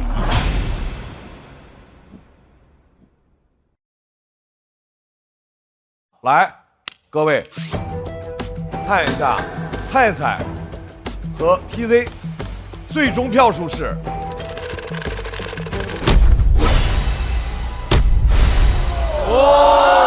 成功可以197，哇 ！TZ 197票，因为 TZ 和岛主票数都领先于对方，所以恭喜二位在不拆组的情况下双人晋级。菜菜和粽子要在待定期继续等待结果。好，这个当时他这里吧，是吧？好。哎，我觉得从中这个非常的好，非常的好，他就是能疗愈好多人，且就是用角度看问题，真棒啊！很厉害，TZ可以的，岛主可以的，确实没问题吧？我跟你说没问题吧？真可以，我都知道，加油！相信我的判断，相信，绝对没问题。感觉怎么样？没钱了。我们关系现在又升了。这个是海南大明星，这是废品贵公子。你俩有点，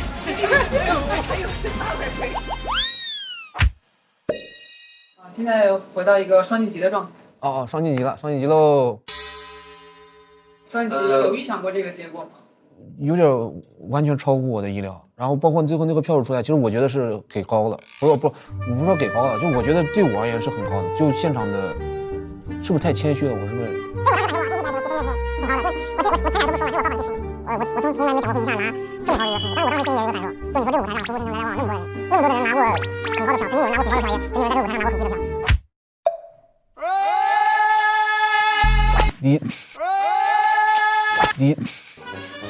他走了一阵了，他都在他前面。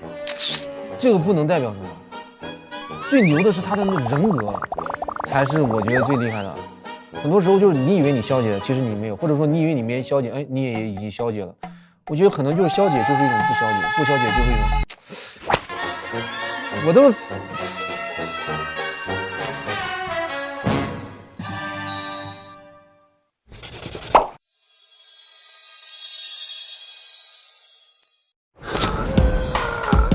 这榜牛啊！我要好好体验一下。火锅不够，还有还有烧烤、米粉、早茶、小笼包、湘菜泰餐。再玩点啥吧？贝拉达，还必须得坐一次直升机。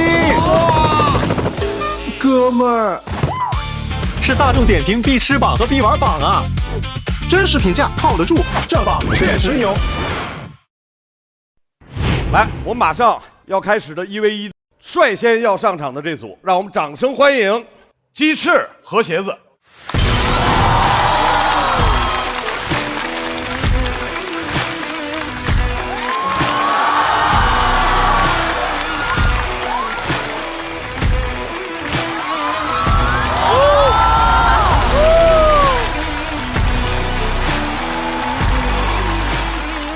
要和这二位1v1的是王大刀、杨鑫。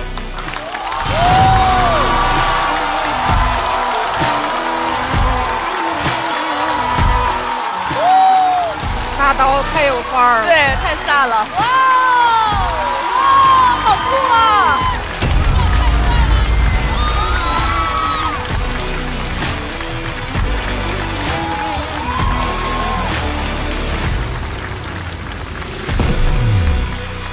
率先要上场的这位朋友，让我们掌声欢迎，特别爱参与喜剧节目的鸡翅。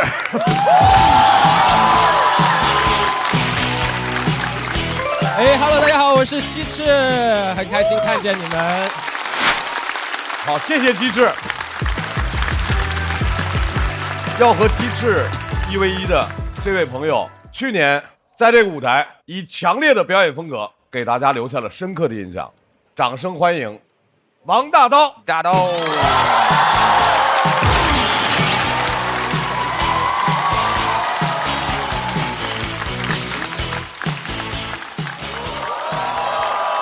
Hello， 大家好，我是王大刀。你们还记得你们第一次知道别人讨厌你是什么时候吗？每一次我问这个问题的时候，都会有观众在心里面想，没有人会讨厌我呀。我想说，当然，这个世界上总会有人被蒙在鼓里。我第一次知道别人讨厌我是在我小学的时候。我的朋友在我家睡觉之前他就跟我说，他说大刀你知道吗？班上好多同学都挺讨厌你的。我说怎么会呢？我人缘不是挺好的吗？班上的同学吃什么都会给我吃一口。他说因为班上的同学吃什么你都要吃一口。我就想起很早之前我去找他玩的那个晚上，那时候我们6岁，他的外公在那晚上做了一顿烧鸡。我在我6岁以前的人生没有闻过那么香的鸡。我就站在那儿看他们2个吃。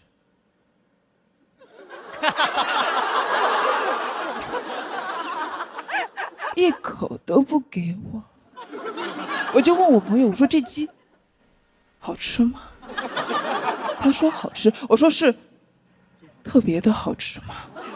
他说特别好吃。我朋友6岁，他不给我吃，算了，他不懂事儿。可他外公80岁了。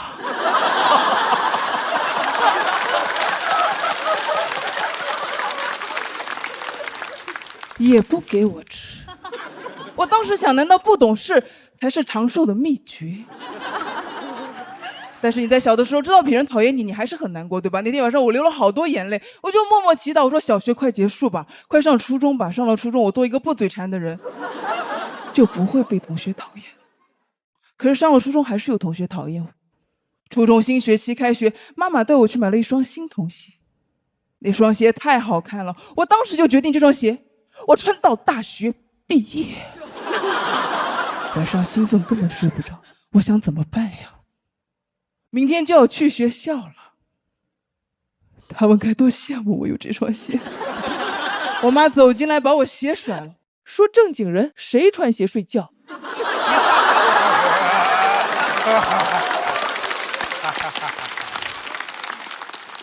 好不容易等妈妈睡着了，我就从床上爬起来，把我的新鞋穿上。我就在客厅走啊走，走啊走。哎呦！我讨厌客厅的凳子。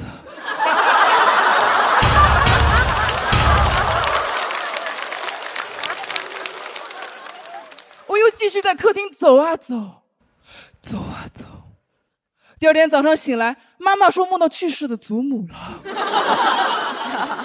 我说梦到祖母怎么了？她说梦到祖母在家里面散步。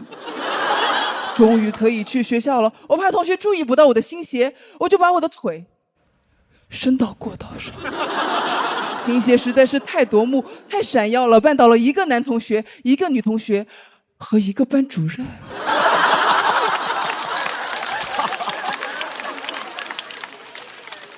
那是我长大以来第一次接触半导体。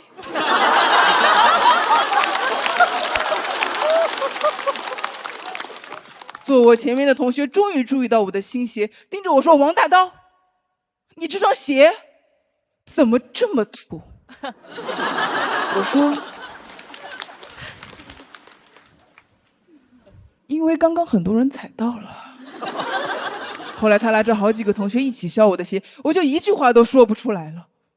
下课的时候我去后排倒水喝，他们过来把我围着说：“王大刀，你的头怎么这么油？你从来不洗头吗？”先说我的鞋臭，又笑我的头油，说我鞋丑就算了，我炫耀，我活该。可我头油跟他们有什么关系？他们一定是嫉妒我，所以找了个油头。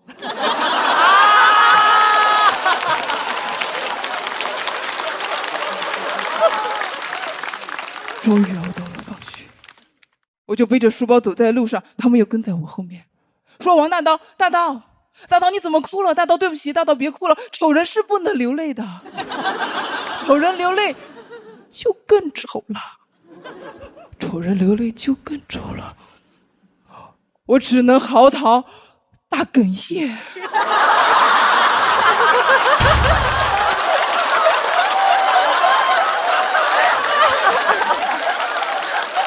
哇，冷到我都不能流泪，我只能做一个干燥的丑人。可是你们知道在青春期的时候被同学说丑是件多么残酷的事情吗？哎，你们知道吗？很残酷，因为那个时候说你丑，你应该就是真的丑。但我大概也是从那一天开始没有那么喜欢自己了，好像做什么都会被同学讨厌。一直到我上初二，我开始学会使用 QQ， 我在网上认识了网上的第一个好朋友。他当时问我，他说：“你叫什么名字？”我说：“我叫周诗怡。”诗歌的诗，好听吗？好听。我们班语文课代表的名字。我为什么告诉他我叫周诗怡？因为周诗怡听起来就是一个长得好看的人。我问他，我说：“你叫什么名字？”他说他叫李小龙。李小龙这名字也没多好听，他怎么敢就直接说了出来？李小龙老师跟我们抱怨，他说他是他们当地小镇一个帮派小有名气的老大，他不知道为什么生活中有很多女孩都想当他的女人。我说：“哦，把你照片发我看看。”他发过来了和他3个帮派小弟的合照，4个杀马特。14岁的我不知道该怎么形容那张照片，要说他们丑吗？可是我又看不到他们4个的脸。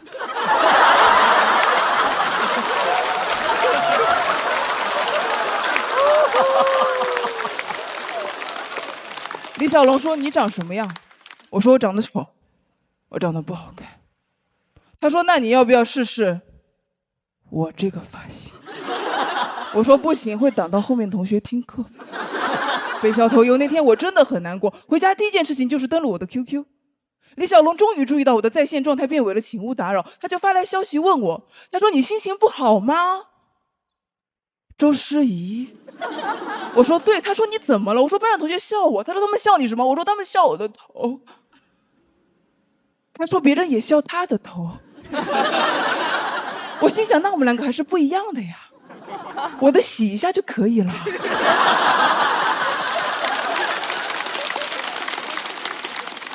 我说：“那别人笑你，你怎么办呢？”他说：“哈哈哈哈，那正是我想要的。笑声就是一种关注，你的存在太过于强大，他们无法忽略你，就只能笑你。”天哪，那一刻我感觉，如果李小龙跟我是同班同学的话，不会有同学再笑他了，不会了，会直接打他。但跟他聊完之后，我的心情也没有那么难过了，但在班上也没有那么敢做自己。但是你们也能看出来，我是一个非常非常多动的人。有一天放学路上，我实在是没有忍住，我又跳了几步。同学看到说：“王大刀，你怎么又在路上跳舞？你不知道你很怪吗？”天哪，这句话太让人心碎了，因为我小时候就隐隐约约感觉我自己怪怪的。我怪吗？到家之后，我又马上登录我的 QQ。李小龙说：“你今天的头还 OK 吧？”我说 OK 啊，但我今天在路上跳舞了，同学说我是个怪人，我怪吗？他说只有那些听不到音乐的人，才会觉得跳舞的人是疯子。天哪，李小龙太哲学了。10年之后我才知道这句话是尼采说的。我记得我那一个夏天几乎每一天都在跟李小龙说话聊天，我们说了好多好多话。突然有一天他跟我说，哎，我好像喜欢你。我说我好像是谁啊？我当然没有接受他的喜欢，因为我不是周诗怡。谢谢大家。我是王大刀。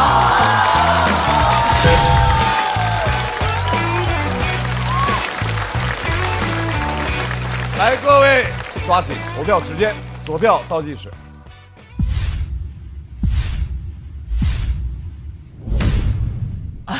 周深第一次在现场看到。因为我之前就在想，因为唱歌类型的节目，就有的那种非常嗨的歌，是你会在现场特别嗨，但是通过屏幕去播之后，它的感染力会削弱很多。哎，但是我觉得王大刀那人是一定要去看他线下的人，是你通过屏幕看他的莫名其妙，只是他莫名其妙的10%，他明明在那儿你看不清他，就那种感觉哈。对，但是就非常吸引我，所以我觉得一定要去看你的线下，太有意思了。对，对，对，那可不嘛，得来呀。他就感觉这独角戏演得特别好，对啊。我还有印象很深的就是你的那个段子里面说的三迎风，你用那个花圈噻，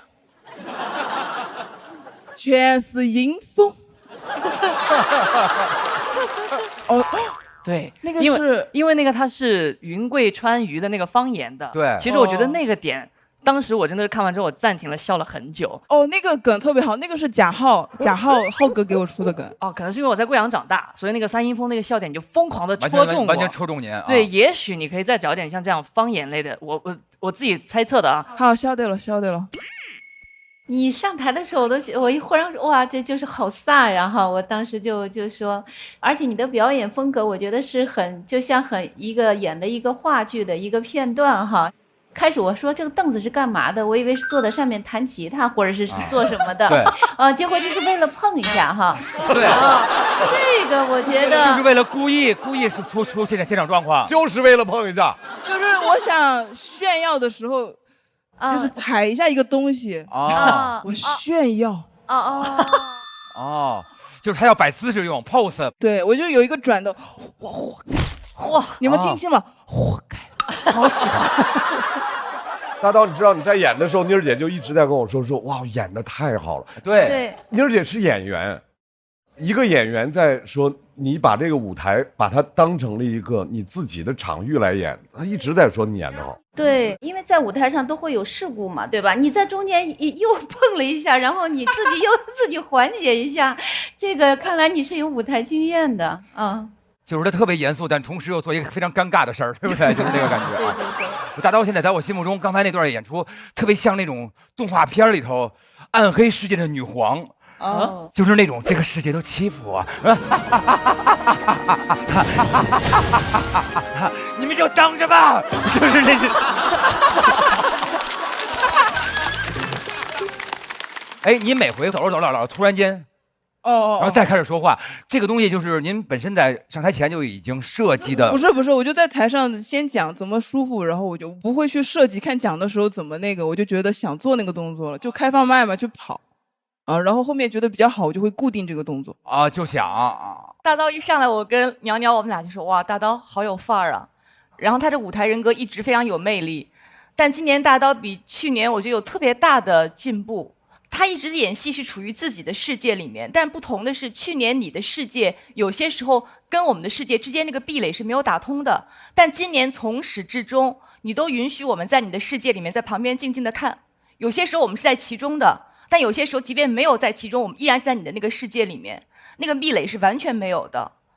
就从你最开始上来以后，你就说我是王大刀，那几个字好像你对自己施了个魔法，然后也对我们施了个魔法，我们就进去了。我觉得非常好。我不知道发生了什么，但就是有了很大的变化。我觉得袅袅应该能够特别的从那个表演或者文本角度，你觉得他有一些什么呀？哦，我觉得表演和文本这2个类型已经无法局限大刀了。我觉得大刀是动作型的脱口秀演员。因为我感觉好像有时候演员会希望抓住观众注意力，然后就会表演得很用力，但是大刀就另辟蹊径，然后用背影对着观众，然后观众也会特别好奇。哦，我还想说他刚才说的一句那个我好像喜欢你，你那句词儿刚才说的特别好，一下说出了那个人，就是我都能想象那个李小龙是什么样，他对于未来的不确定性，他说的我好像喜欢你，所以你们俩的这个未来，我就从那一句话里听到了你们俩的未来。那句词儿说的真棒，那句我好像喜，你再说一遍。闫妮老师，我好像喜欢你。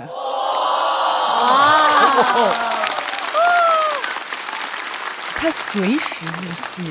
哎，当演员合适哈，当演员棒。对，刚才他那句说的可以，来，特别棒了。再次掌声送给动作派的脱口秀演员王大刀。同时，我们也要有请鸡翅回到台上。鸡翅和王大刀的票数分别是。Oh no！ 2位回到队友的身边，1v1的比赛仍然在继续。近2年真正让我耳目一新只有王大刀，大刀是一个鬼魅。后面最后一句“谢谢大家，我是王大刀”，其实这句话是一个结束，但是它其实也是稿子的一部分。就是我不是周世怡，我是王大刀。我看到一些写很轻松的事儿的朋友，我会很羡慕他们，因为我觉得我目前写的这些讲的这些东西都是很重的情感，就是我写的所有东西都是我为此流过很多眼泪的。什么时候能有一篇干燥的稿子？鸡翅组派出来的下一位演员，也是一位这个舞台上的新演员，来自厦门，让我们欢迎何鞋子。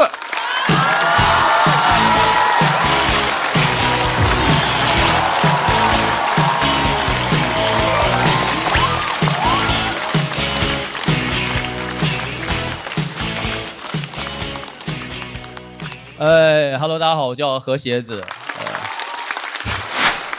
再次掌声送给何鞋子。没演好，今天是我演的最差的一次。让我们把情绪和热烈留给马上要上场的这位演员，又是一位新演员，气质淡雅，但是语言锋利。掌声欢迎杨欣。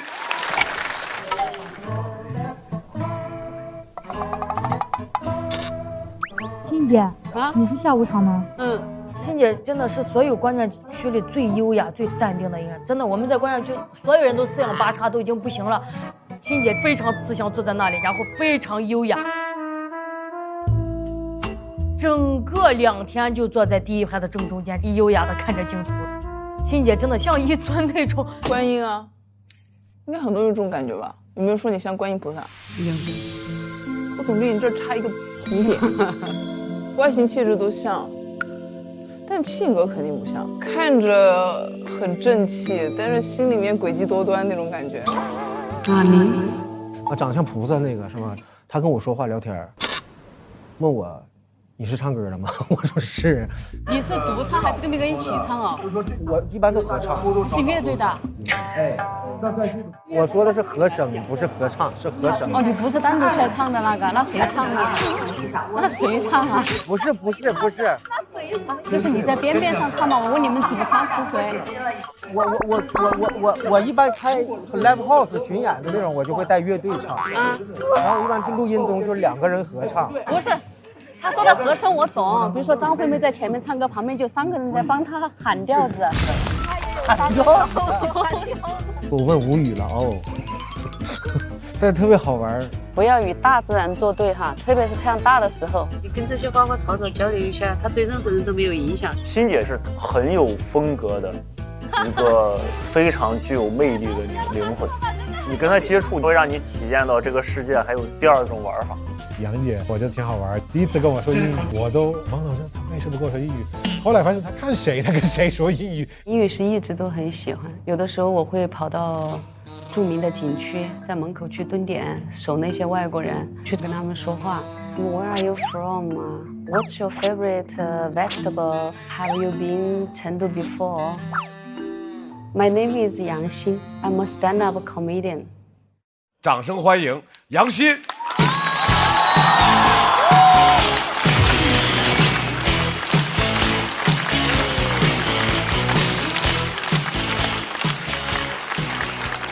大家好，我是杨欣，我是一名家庭主妇，已经结婚很多年了，跟老公是相亲认识的。因为我价值观比较正嘛，我认为感情是可以培养的，但是钱最好是一开始就有。有人认同我吗？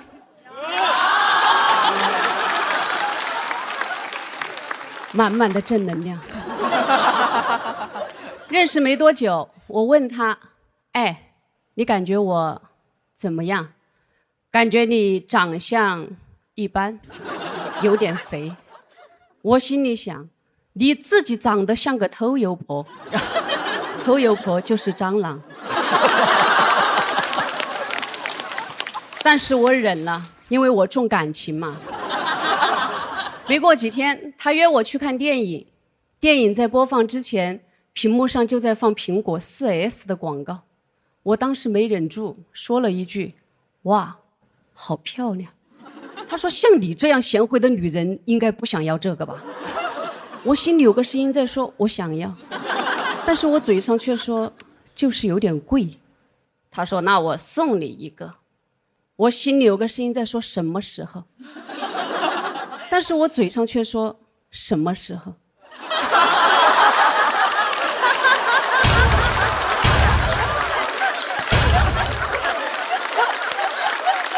太妙了。他说：“你不是马上要过生日了吗？就当你的生日礼物。”接下来电影放了什么，我一个字都没听进去。我满脑子都是再一次改变世界。苹果 4S 的广告词。没过多久他就来了，吃完饭第一时间带我去了苹果专卖店。我们仔细的选了颜色、款式，他问了容量多少、价格多少，以及出口在哪儿。他没有跟我买就拉我出来了，当时脚就走不动了。我心里想，最多过了这个红绿灯，我就要跟他说不好意思，我要先回去了。但是在过这个红绿灯的时候，他突然间塞了个东西在我手上，我一看，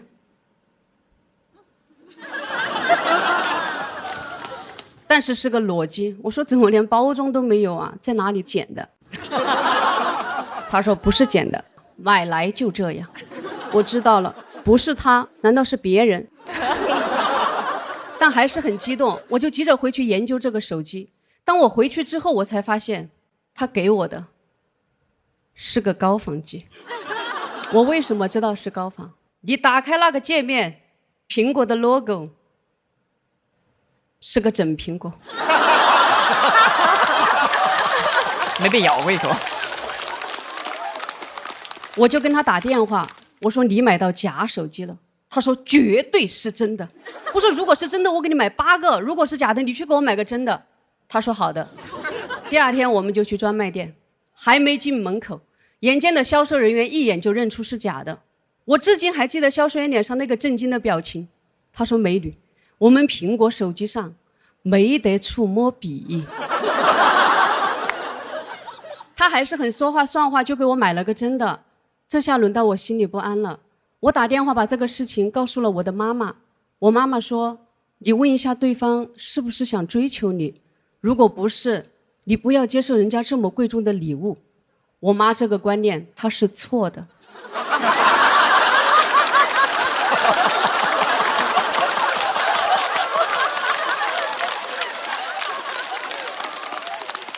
你就应该把那个手机拿了你揣好，你要有配得感。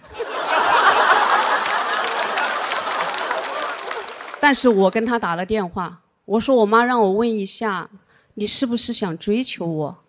他说你不要想多了。我说那我妈让我把这个手机还给你。他说没必要。我说好的。但是我始终都觉得心里不安，总觉得有事情要发生。果然没过几天，他又到我上班的地方来了。但是这一次他跟以往都不一样，显得特别的扭捏。我心里在想，你有什么话你就直接说哈，喊老子还手机，老子不得还的。他说你能不能当我的女朋友？我心里想，狐狸尾巴终于露出来了。你之前嫌我丑，现在送了个手机给我，你想拿我什么东西走？你想玩弄我感情，我让你现原形。我说这样，如果你确实有这个诚意，我们就跳过恋爱环节，直接领证结婚。我谅他不敢，他说好的。这话又是我自己说出来的，我们就约好周一去领证。到了周一那天，我假都请好了，我给他打电话，他说我妈说的，这个事情会不会太仓促了？他绝对在撒谎，我断定他妈根本就不知道仓促这个词。我去跟领导请假的时候，领导都惊呆了。他说朋友都没听你耍，你跟哪个结婚啊？你人生大事要经过思考哦，你看起来不像这么草率的人呐。我假是请到了，但是我在领导心目当中的形象给毁了，那是我多少年打下的人设，都怪他。我当时心里就有一个信念，这个证今天怎么都要领回来。你就是先跟老子结婚再离婚都要的，你要付出代价。谁让你说话不算话？我就开始骗他，我说这样，你把户口本带上，你先出来，你出来，我们今天只聊天，不扯这儿。他出来了，20几岁的男孩子，单纯又好骗。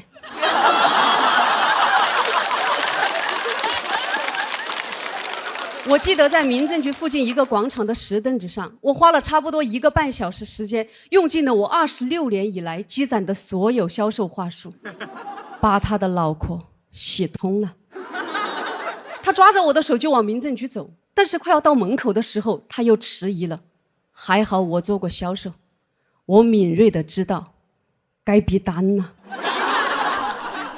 我说你看，来都来了，你即使是不跟我结婚，你要跟其他人结婚嘛？你提前去熟悉一下那个流程，对你又没什么损失。我们就在门口看看，不进去。半个小时之后，证领出来了。他踏出民政局的门口，就情不自禁地说了一句：“啊，我好像上当了。”当时我心里还有一丝窃喜，后来我才知道我才上了大当。都说高端的猎手以猎物的形式出现，我死都没想到他以偷油婆的形式出现了。领证没多久，他就开始惦记我的工资卡，但是我并不生气，因为人要将心比心嘛，我早就惦记他的了。时间久了之后，他问我，他说：“哎，你能不能不要老把心思花在怎么从我身上挣钱？你去外面把钱挣回来好不好？”我说你在说什么呢啊？我每天跟你睡在一起，我都挣不到你的钱，外面那些人我都不认识，我怎么去挣人家钱嘛？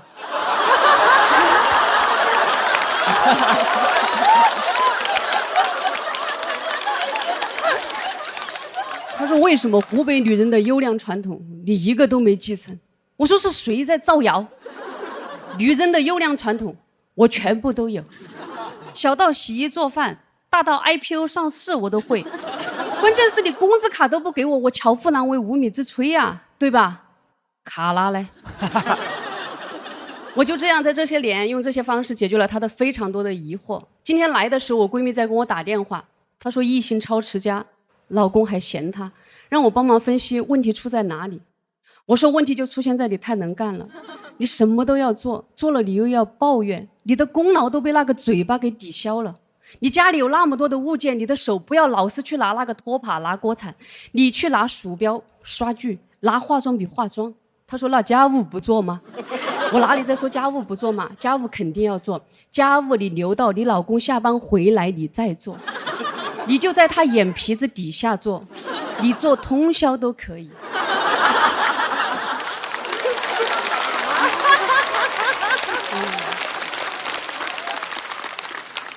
你要做到他看着都心疼，迟早有一天他会说：“老婆，你不要做了，你过来睡觉嘛。”你说我要做，我要收拾这个家。谢谢大家，我是杨欣。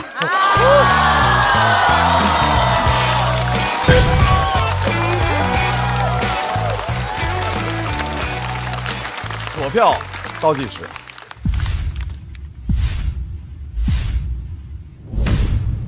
再次掌声送给杨欣。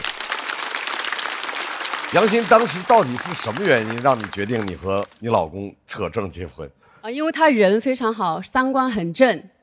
他当时其实没有财富，但是我相信他有创造财富的能力。你三观很正啊，听上去就是。我是满满的正能量。对对，满满正能量。最开始那太炸了，你最开始那2句就已经在说这拍不拍太有意思了啊。就家里您是管理的更多一些吗？家里的话，它是有一些小门道。哎，那我跟我们分享一下。就是家庭职场化，就把自己想象成一个老总，家里的成员都是员工，你得让他们就是自发的去完成一些家务。哦，没听懂啊？那我给你举个例子吧。哎，来了，我听听。比如说，在给孩子辅导作业的时候，就会非常的崩溃。我就没这样的苦恼，我就跟我老公说，我说因为我这个人说话他是用嗓子发音的，所以我的飞的质量应该不好，你的飞的质量好一些，要不你就去辅导孩子作业。他辅导完之后，我还得鼓励他。我说也奇怪了，就这么多的补习费，孩子他就是听得呆若木鸡。但是你给孩子讲课的时候，我发现他眼里有光。哎呦，鼓励是。就是提供特别强的情绪价值嘛。对，我非常非常好奇，就是怎么摸索或者是测试出来这些方法有效呢？这个他要验证，因为有的时候我把房门推开，孩子有的时候是在看书的，但是我怕他时间久了之后他就骗我啊，他也可以假装看书啊，然后我就考他一本书拿出来，我说这个书讲的是个什么故事什么内容，他大概的就能复述，所以从这些小事情我就知道我的这些方法它是有用的。人有那个经营家的这些智慧，对智慧太厉害了。他是平均流水的把这个家操控的特别好啊，特有智慧。你刚说的那个就是像一种管理，我是懂的。我看了一个剧本，剧本上就写的是他的孩子想跟这个人结婚，他知道这个人以前当过局长，他就把家里的琐事啊每天让他批改，你知道吗？我觉得这样很有趣，而且你的表演我很喜欢，你的气口，包括你停顿的节奏，时间的长短，我觉得都是有练习的。有一些地儿我们马上就知道他要说什么，但是他不说那个，他就直接那个太有意思了。这个我就比较惭愧了，因为我确实到这个舞台来，我也很紧张，我全程都在手抖。因为在乎都会紧张，我上去我也会紧张，但是我觉得表达出来的还是很好的。我觉得杨欣表现太稳了，但是我刚才在观看的过程当中，那个情绪的起伏很有意思。我从你说我这人三观比较正嘛，我们开始笑那一刻开始，我中间我有些时候认可你说的，有些时候不认可，有些时候我知道你此刻在讽刺。有些我突然拿捏不准了，到最后你明白哦，他在打破了很多对于某一个社会身份、对一个家庭身份、对一个性别的很多刻板印象。然后所以刚才我在还跟娘娘我说，他是正话反说吧？娘娘看着我说对，就那一刻你可能在摸索，我们也在摸索，很有趣的一段观看的体验。是，虽然杨欣姐一上来说了特别惊世骇俗的话，但是后来听到最后会发现。他非常算计的做了很多好人好事儿，就是感觉确实是很多正能量。还有我觉得写段子确实要从自己的生活出发，就我觉得社会思潮会变化，然后会有各种各样流行的趋势，但脱口秀创作还是要诚实面对自己的生活，只要有自己的声音，讲出自己的经历就很重要。所以我觉得杨欣姐这段也特别好。再次谢谢掌声送给欣姐。来，我们也请已经结束表演的3位回到舞台。我们先要看的是杨欣和何茄子各自的得票情况。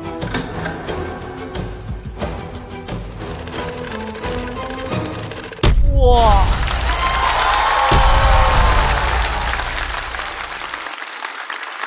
会低。杨鑫173票，2比0，恭喜杨鑫、王大刀小队集体晋级。加油姐，加油加油加油加油！谢谢。好，我们过去了。大刀，欣姐，太牛了！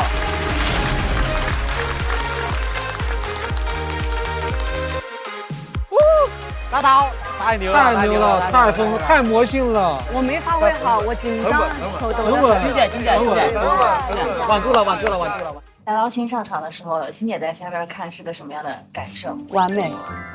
不是，他问我是什么感受，你都还可以帮我说了呀？你看好，你说，你说，完美。太好笑了，甜纯溺爱，受不了了。你看这么经典的一个人放在旁边，他是我队友，就是他是个什么形状，你就让他是个什么形状存在你旁边就行了，就不要过多的去那个要求他，别人他身上有什么那个亮点啊，他散发出来就好了。这时候他就说完美。这种互夸是有时候会害了对方。怎么会呢？哪个队友是夸死了的啊？肯定都是相互不认可才死了的嘛。他继续保持他的姿态，我们继续一起晋级嘛。今天上半场的下一组1v1，首先有请的第一支小队，风心童，荒岛人气王。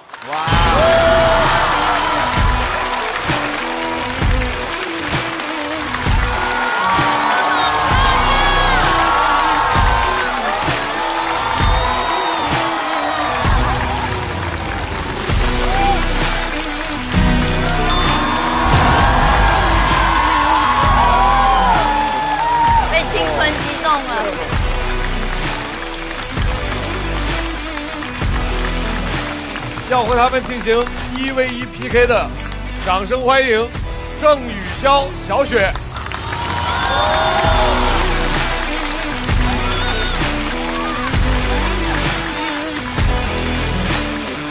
来，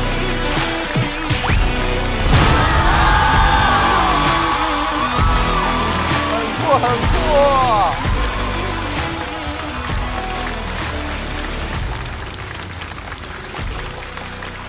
我们首先要迎来的是全场年纪最小的朋友，风心童带来他的音乐脱口秀。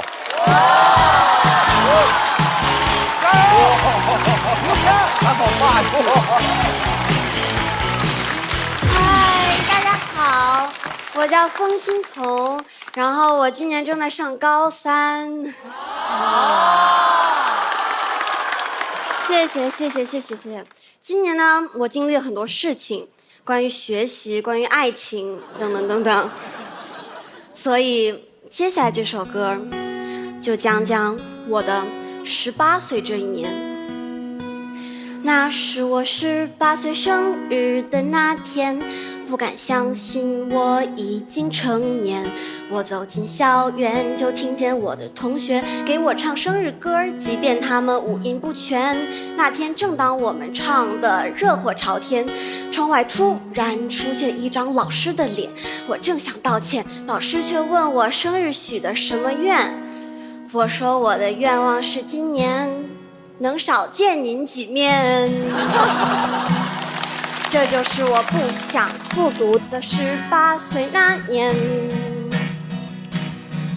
我们年级分为3个班，我跟长辈说我在 A 班，我也没撒谎，我只是选择了隐瞒。剩下2个班是 A 加班和 A 加加班。因为我的学习一般般，所以我请了位家教，他很有经验。无论什么题，我只要问他深度思考7秒就能给我答案。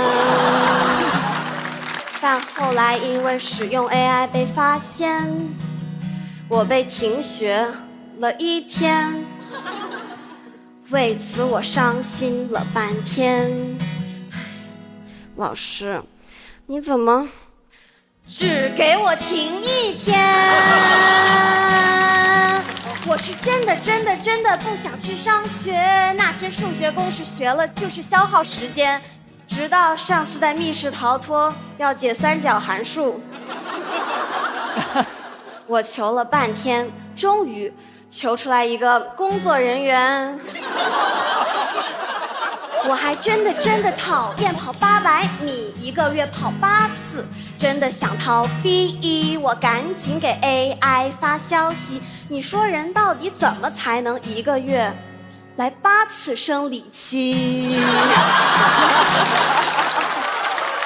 这就是我期待月经失调的18岁那年。我18岁那年还经历了失恋，还记得那通电话，在我表白的那天。接通之后，我鼓起勇气说，其实那个我一直都很……他说不需要，谢谢。我甚至没有机会失恋，我只是被当成了诈骗。算了，反正他这人也很肤浅。听说他要去国外读中文专业。我最讨厌的城市是香港，因为他喜欢的人来自香港。我这个暑假正好要去迪士尼，我要去上海、巴黎、东京、洛杉矶，猜少了哪里？这就是我不会再爱了的18岁那年。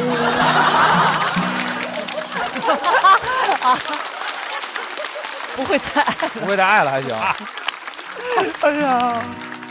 转眼我就要毕业，很多事还没来得及实现，很多照片还没拍，很多误会还没解开，很多必读书目还没买。听说后天就要拍毕业照，我和我同学商量了很久，是做美白还是抗老？但还是希望拍照的日子能够晚点到，因为我查了一下，不管什么美容项目都要1周才起效。又老哭了。我的老师，这3年我学会了很多，这一切都归功于我自己在外面补课。我的同学，这3年我跟你最要好，因为每次我没考好，你总能比我考得还糟糕。我的老师，全校我最喜欢你，因为你从来都不怀疑我交给你的手机是模型机。我的同学，咱俩特别有默契。一道题，如果我说选 C， 你说选 D， 那答案肯定是 A 或 B。怎么这就要毕业？很发愁，到底怎么选专业？算了，不重要，反正听说学啥都赚不到钱。如果非要让我选，我的第1志愿会选王冕。但我不是蹭他，王冕在我心里是巨星。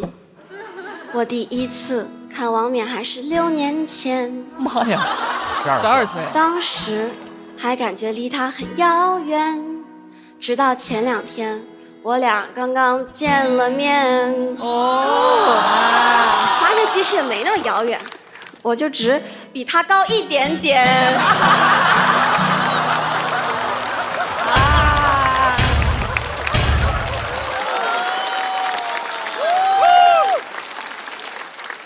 但恐怕未来我俩只会越来越遥远，因为我还能再长不止一点点。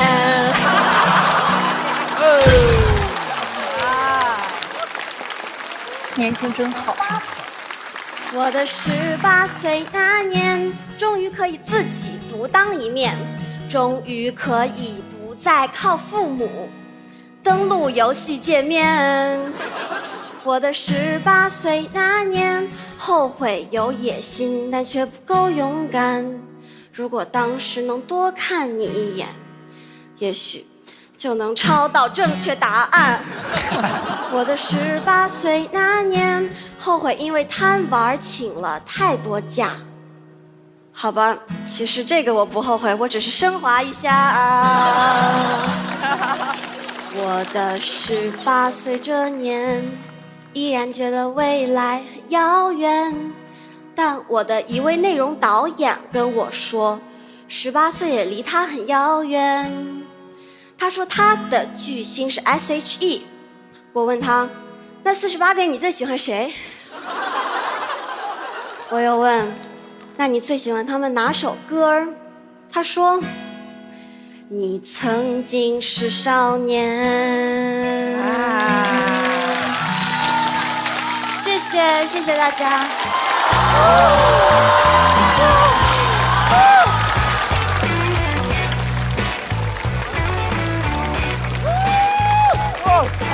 好吧。哇，太青春了！来，各位抓紧最后的时间，锁票倒计时。再次掌声送给18岁的龚云董。谢谢，谢谢。先给大家讲一个花絮啊，在2位音乐人评价之前，别交流聊天啊！好，前2天据说小快老师在后台，不知道哪个后台，可能是开放麦是吧？然后遇到了风心彤，来，小快老师自己来吧。我不知道您说的哪个事儿啊，但是最近他们老传，就是我看风心彤演出，哭了，说是我被自己老哭了。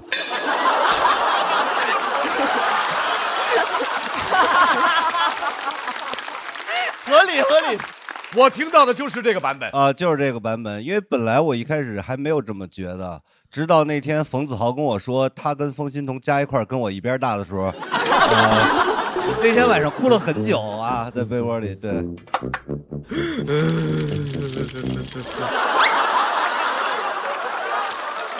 俱乐部赔都没输啊！我刚才在想啊，好感动啊，感动哪点？突然得到答案，我是被自己老哭了。我刚才有点受伤。你看老帅现在不是怀念青春，结果还有另外一种说法，老哭了。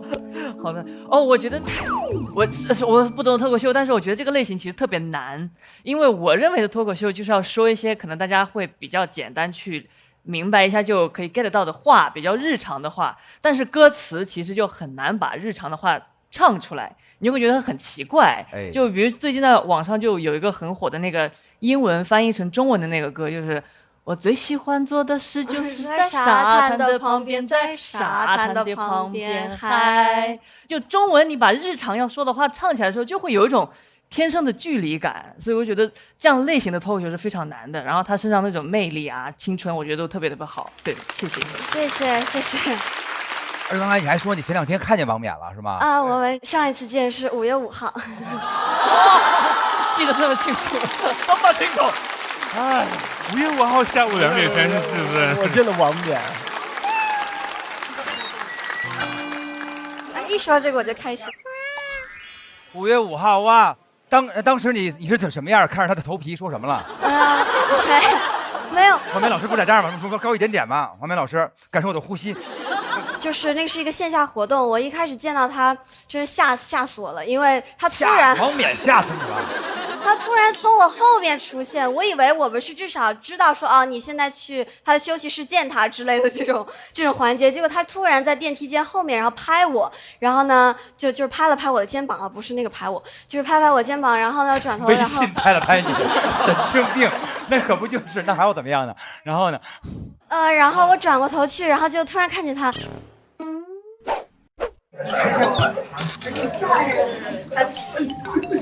他刚才知道你要来，就是已经要那个，我给你准备了一个礼物。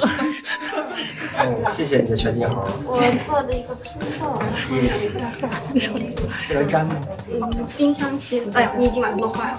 对，是冰箱贴，是要有特别有磁的地方才能贴，因为它本身的磁不是很大。谢谢。你好瘦啊！1米5，他这样看着瘦一点。对，那2个有点胖。哦。有点尴尬，好。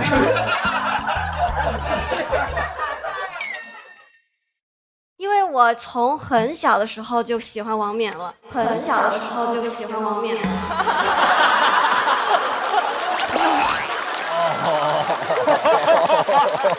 王冕也不大，王冕也能被老哭了。我从6年级的时候看他的表演，王冕也没出来多少年，怎么感觉？后来我就特别喜欢这种形式嘛，觉得真的很有魅力。然后我就去学了弹吉他，然后开始尝试自己写歌。你从那时候学弹吉他的？所以然后我平时也看他的很多别的综艺节目，还有他就是很多他自己出的歌。所以当时一开始见到他，真的还挺感慨，就是很不真实，很恍惚，就感觉说他居然真的存在，就这种。真的存在。我发现年轻人真的很容易刺痛我们，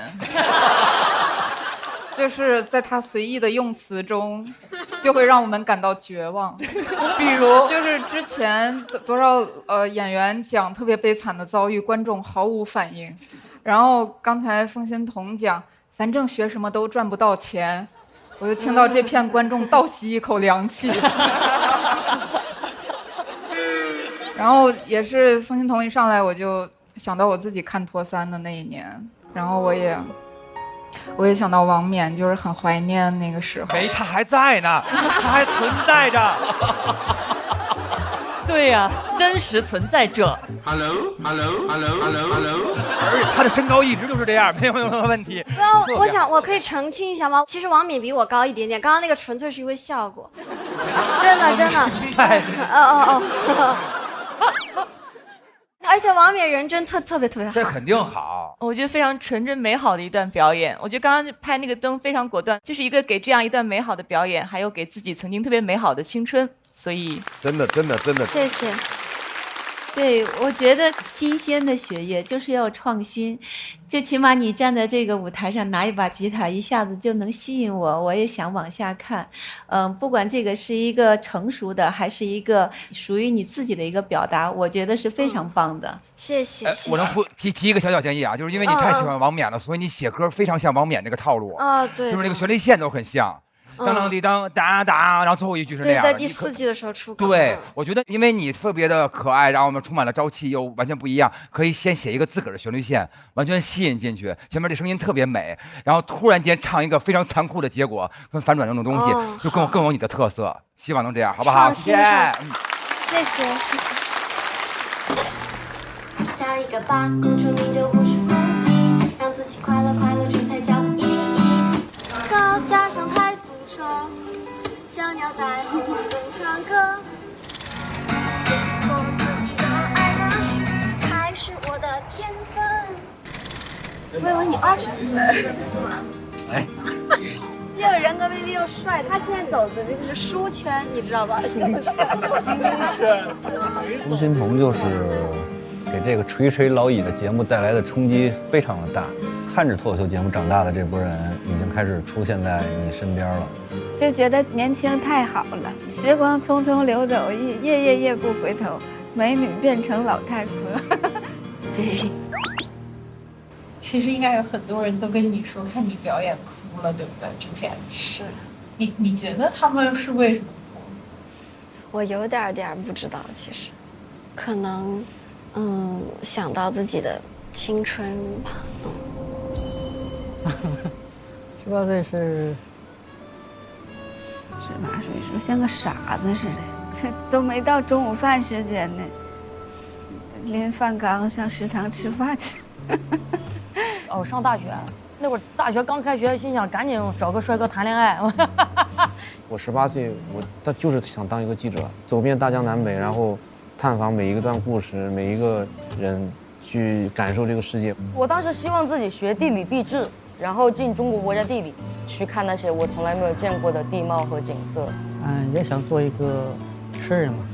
我18岁的时候正好就是选择来上海来打工，来体验一下大都市的生活，而且更巧的就是我们的录影棚在龙武路，然后我当时租的那个房子也在龙武路，然后这次又再次重逢路，都有点起鸡皮疙瘩了，感觉自己跟18岁自己见面了一样。你现在跟18岁的自己说句话。早点说脱口秀。我想对他说，长大很好，掌握自己的人生非常好。跟18岁的自己说一声，做得真好，要继续尝试。那是我18岁生日的那天，不敢相信我已经成年。我走进校园，就听见我的同学给我唱生日歌，即便他们五音不全。我18岁那年，转眼我就要毕业，很多事还没来得及实现，很多照片还没拍，很多误会还没解开。可18岁那年，那你最喜欢唱的哪首歌？他说：“你曾经是少年。”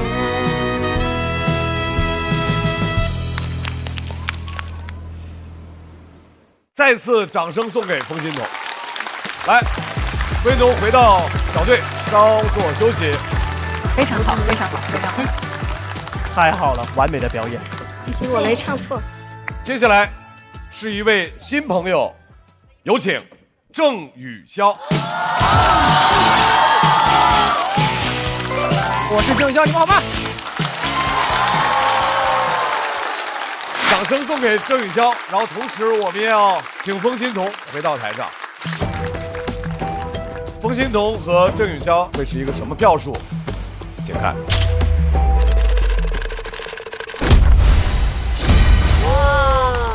冯鑫彤170票获得了这一组 PK 的胜利。来，两位回到各自队友的身边，我们等着下一组1v1的结果。加油加油加油加油加油加油加油！挺好挺好挺好。马上请到台上的又是大家的老朋友，让我们欢迎一个组合——脱口秀的漫才朋友，荒岛人气王。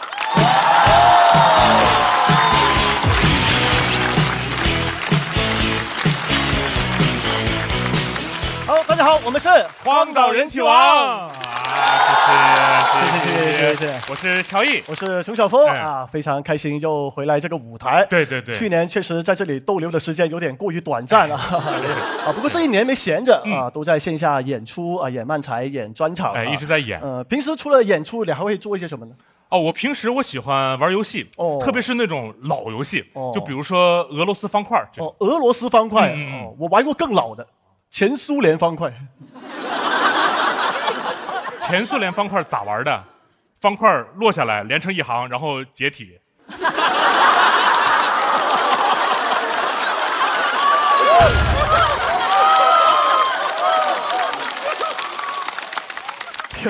反正就是爱玩游戏嘛，就喜欢玩是吧？啊，我喜欢到什么程度啊？我最近自己设计了一款游戏。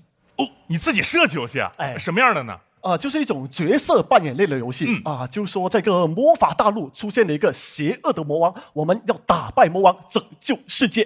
哦，挺有意思的。哎，那你这个游戏就是什么时候能玩到呢？哎，巧了，刚好带这个游戏的剧本，现在可以让你抢先体验一下。可以体验一下。来了啊，游戏开始。首先，你可以选自己的游戏角色，都有什么呢？有勇者或者智者。我选第二个。好，你选择了或者。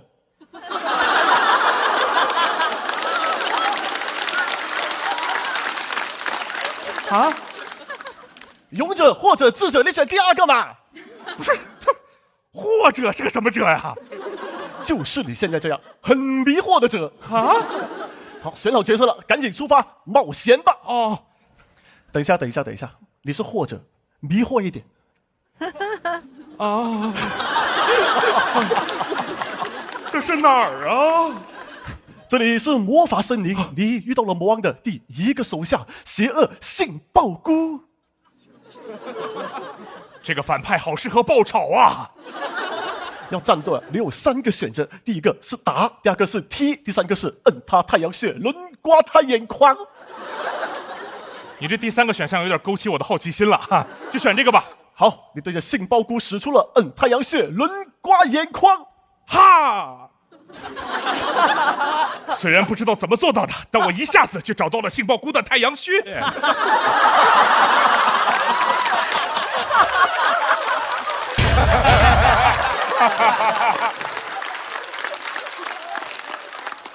非常好啊！被你刮完眼眶的杏鲍菇，现在视力变得非常的好。他甚至看清了自己的罪孽，决定改邪归正。哦，这也行啊！杏鲍菇决定啊，要去成为一名勇者。哦，孤勇者。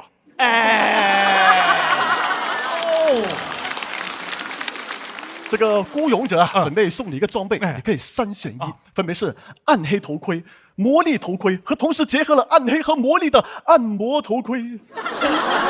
这3个玩意儿它都不是一个次元的，你知道吗？你选一个嘛。选一个的话，暗黑头盔吧。装备攻击力变成0。那我戴这个头盔图什么呀？骑电动车不罚款。虽然你付出了些代价，但你能获得很强的能力。来，虽然你失去了攻击力，但同时你也获得了逆天的勇气。勇气？我都没攻击力了，光要勇气干啥呀？遇到了大魔王，我就非常勇敢的冲过去。你这么勇敢，看来你已经准备好挑战下一关了啊！我有吗？你继续冒险，来到一个地下城，又遇到了魔王的3个手下，都是谁？分别是卑鄙大馒头、阴险白米饭和残暴窝窝头。太可怕了，一个菜没有，纯碳水啊！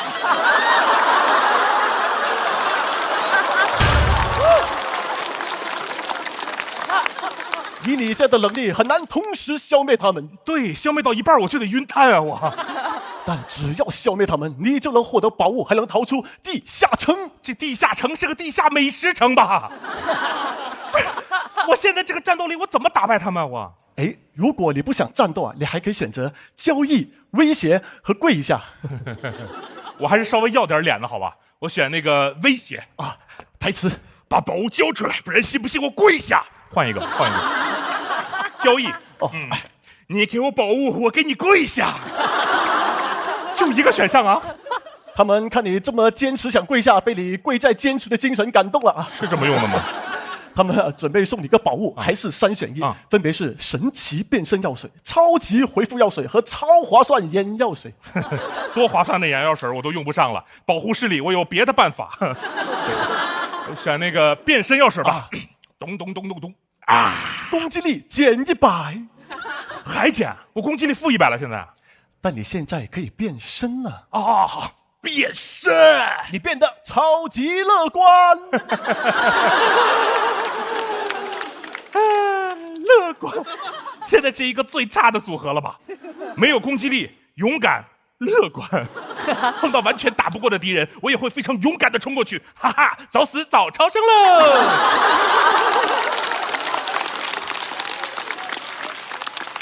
你这不挺快乐的吗？我快死了，没事，马上就是这个游戏最高潮的部分了啊！你来到了一个城堡，终于见到了传说中的大魔王。每当夜晚，他都会对那些意志力薄弱的人类发动攻击。他还有个非常罪恶的名字，叫什么？宵夜。是他，都是因为他，我才变成这样的。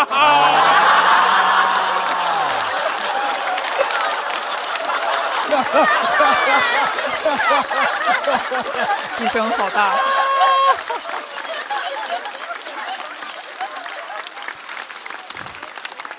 太残暴了，赶紧去报仇吧！不是，我攻击力负100，我怎么跟他报仇啊？这个游戏有属性克制的机制，只要你搞懂它是什么属性，就可以想办法克它。它什么属性？金属性。我要氪金，那扫码付款。氪金？哪个氪金啊？不是游戏上来就要钱，你要脸吧？你是你是不是碰我了？啊？你刚刚是不是碰到我了？我碰你咋了？碰一下，致富成功。别碰了！你现在充了这么多钱了，你可以选一个传说武器。那我要选一个加攻击力的那种，就加的最厉害的武器。最厉害的，有一把加攻击力加最多的宝剑，给你。魔王，出来受死吧！好，最终决战开始。这把宝剑可以给我加多少攻击力？它可以让你的攻击力直接翻倍。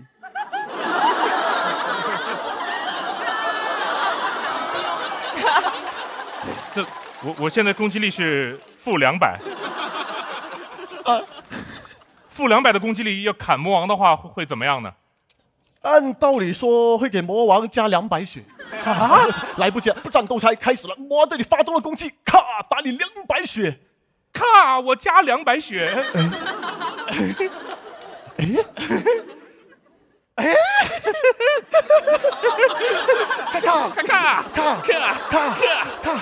不是，你怎么敢砍自己啊？因为我勇敢。你干嘛要笑啊？因为我还乐观呢。放弃吧，魔王，就算你跟我2个人联手，都是干不掉我自己的。哦，厉害厉害！那这个这样怎么才能结束啊？谢谢大家。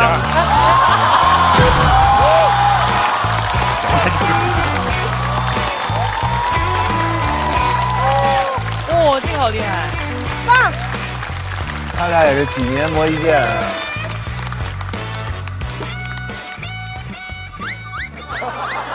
怎么结束呀？倒计时结束。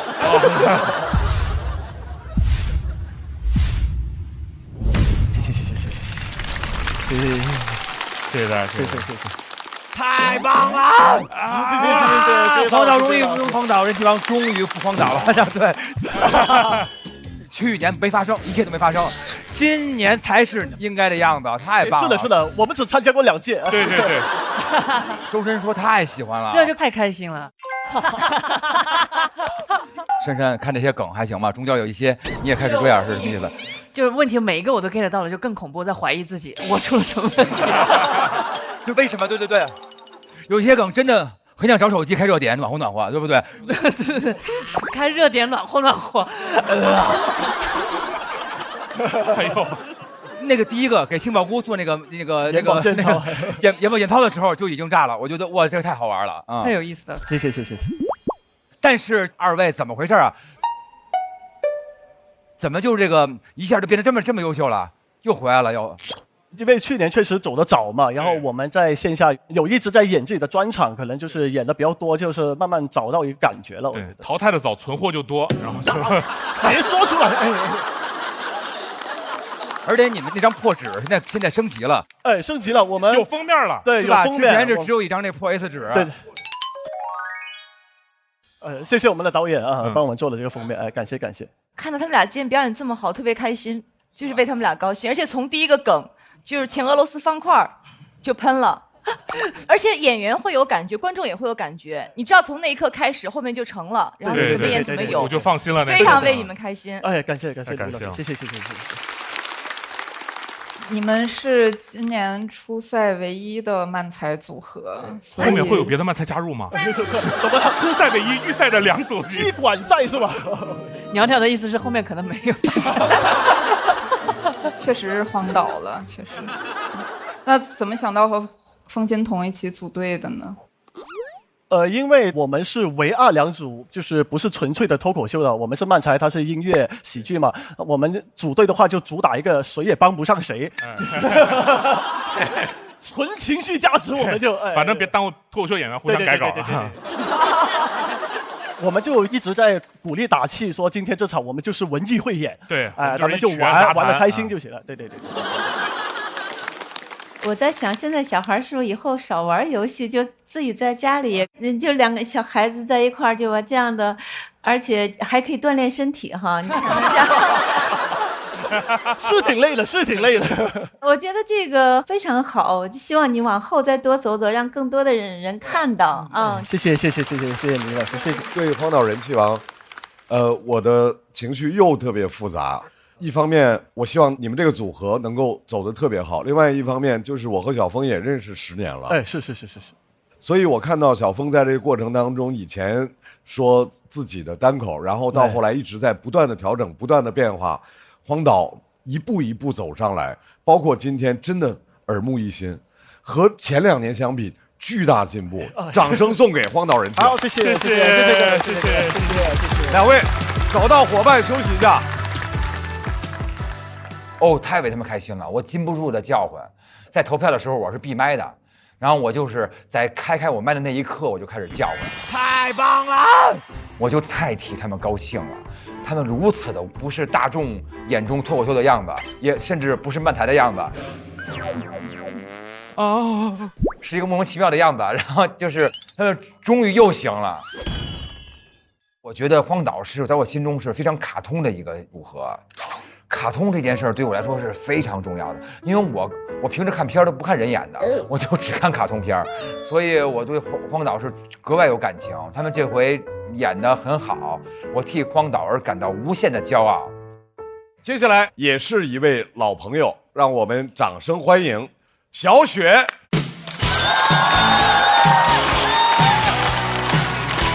加油，雪！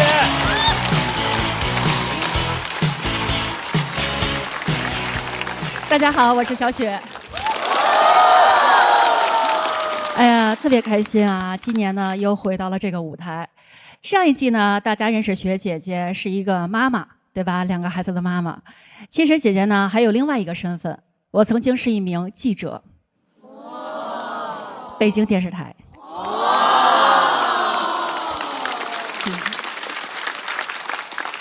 其实这个记者的工作非常的危险。我记得00几年那会儿啊，就是网络上呢发起了一个话题，叫做被狗追了怎么办？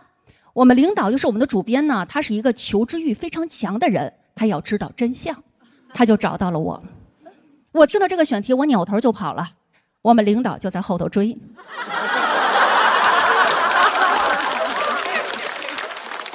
你没办法，你只能去拍做实验嘛。就是我们联系了一个狗场的训练基地。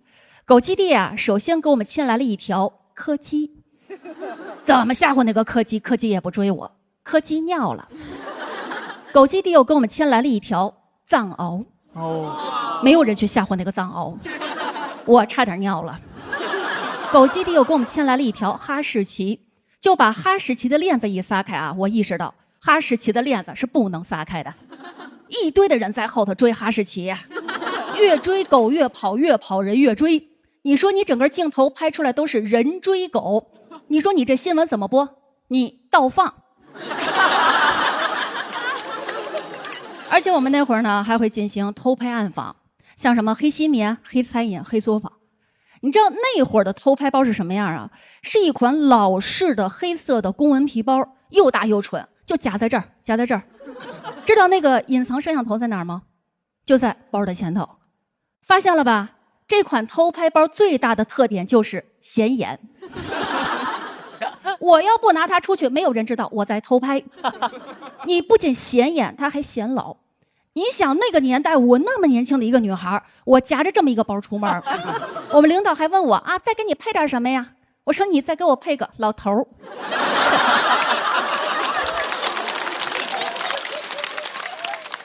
显老，他还老掉头，就是他那个摄像头卡不住，知道吧？就老掉进包里，老掉头。就别人拿的包是路易威登，我拿的是路易16。啊！我的妈！你们好聪明。有一次啊，我们接到一个热线电话，是一个业主打来的。他说他一辈子辛苦血汗钱买的房子被坑了，你不管是从房屋质量还是各个方面，都与开发商的宣传严重不符。当时候我跟摄像拎着偷拍包就去了。我们到了那个小区门口啊，就他那儿的保安，他知道今天来的都是维权的，就在他们眼中都是闹事儿的。你知道他们多么嚣张？他们手里牵了一条大狗，那个狗扯着链子冲我们叫。当时那保安真的就指着鼻子问我说：“你是谁？”我不怕那个，我说我是业主跟他的朋友们。保安说业主能进，其他人识趣儿的话滚。我们摄像大哥啊，平常看不出来，关键时刻特别的识趣儿，扭头就走了。真的，我不知道为什么，我都懵了。刚才让我们滚那个嚣张镜头多好哦，刚才还是我和他的朋友们，现在我洗单了。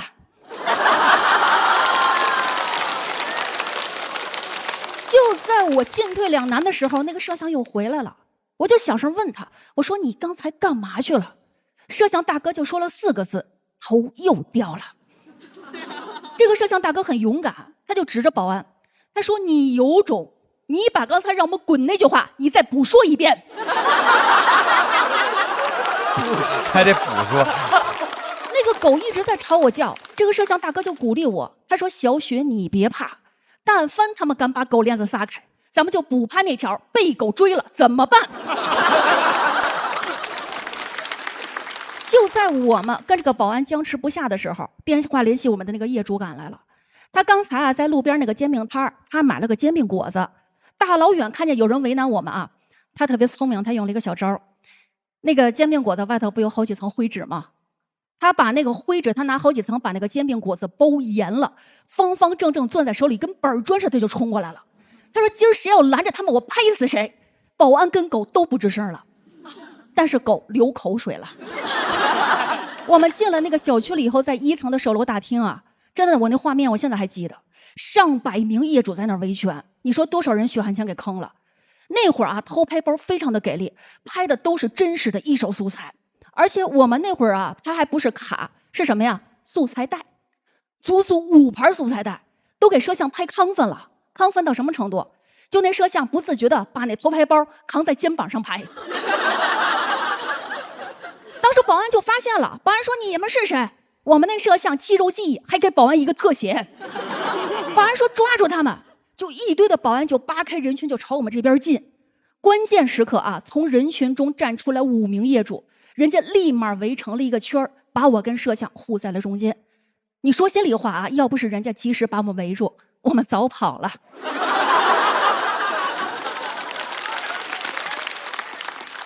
你首先你得保护袋子呀，人家5名业主啊，每个人分走1盘袋子，护在自己的胸口。你袋子散出去了，在另外5个人身上，你开发商要告我偷拍，他告不着，他得告5人。但是我们也出不去了，你知道那儿保安吗？他们拿的是那种半人高的盾牌，一堆的保安啊，把上百名业主圈在了中间，人5名业主又把我跟摄像圈在了中间，能理解那个画面吗？圈圈圆圆圈圈。当时候我在那个圈中的位置相当于什么？西瓜最甜的位置。我身边有个业主当时就急了，他说今天此时此刻必须得冲出去，他脸上都冒汗，都起青筋了。我特别的感动，我说您别急，今天咱们肯定能出去。他着急，他说一定马上就得出去，他吃那个煎饼果子，他闹肚子了。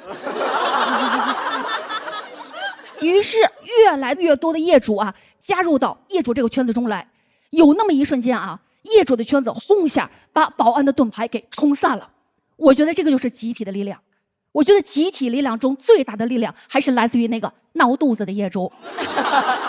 我事后我都在想，如果当时那个闹肚子业主在里头没有忍住，我们可能出来的更快。后来是业主们他们集体开车把我们护送到北京电视台武警岗厅的门口，大家才把心放下来。5盘袋子重新交还到我的手中，袋子在我手里都是炙热的。业主把那个袋子跟那个煎饼果子放一块儿了。就是他们都难成这样了，他们还在担心我。他们说：“小雪，他说你在我们小区留下了姓名和联系方式，如果那边要是找你麻烦怎么办？”我就说：“我说我小雪，我作为记者，我敢拍我就不怕，而且你们放心，我留的是我们领导的联系方式。他现在该考虑的问题是被狗追了怎么办？”那条新闻播出去以后啊，在北京市引起了特别大的反响。那一年呢，北京开展了一轮大规模严查和整顿违规地产的专项行动。当时候取缔了很多的黑地产商，同时也端掉了很多无证的煎饼摊儿。这是你们看到的一面啊，你们看到一面非常的好。你们看不到一面啊，就是有些后续，我相信有些观众呢，可能已经从别的渠道知道了。我非常的痛心，但是我从来不后悔记者这个职业。就是好多人问过我一个问题，说啊，你们新闻真的有用吗？我只想说，新闻只要对老百姓有帮助就有用。我是小雪，谢谢大家。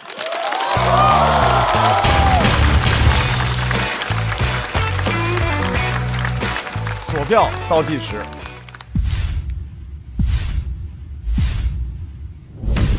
掌声送给小雪。哎，想问一下，您那是几年的事儿？这是？那个是2000几年的事儿了。哦，我爸那煎饼摊儿是那年有问题的，好像。我爸以前就是挣煎饼摊儿的。啊，对。哎呦喂，感觉您这个中间都没有地方可以拍什么，就是想把这事儿整个听起来。小雪从上一季就已经向大家展示了自己非常棒的描述的能力和在舞台的这种淡定、风趣、控场能力。他其实今天讲这段是很难讲的，因为他要顾及很多，他要讲的活灵活现，让我们听得津津入味。对对对啊，有一些地方只能点到为止，甚至要把有一些背景要虚化掉，非常难。作为一个记者，作为一个揭黑记者，太不容易了。是，他们真的要面临很多，尤其现在小雪，她时隔20年，有些话才可以讲，中间还有很多只能是可意会不可言传的东西，所以。无论从节目、从前同行的所有的角度，这个灯我肯定是要拍的，我觉得非常出色的一段。我也很尊敬学姐，原来是记者，然后在讲故事的过程中，好像您之前表露自己态度的时候，观众的反应是很大的。就是如果不是别人保护我，我们可能早就跑出去了。就这种有点真实的评价，好像就一下能击中观众。感觉好像在描述里加更多这样的东西可能会更好一点。但我觉得本身这个故事很完整，也很流畅，是很成熟的段子。感谢小雪，来吧，朋友们，2组的1v1结束了，我们现在要来看一下2组的得分情况。小雪对阵的是荒岛人气王，我们来看一下2组的得分情况。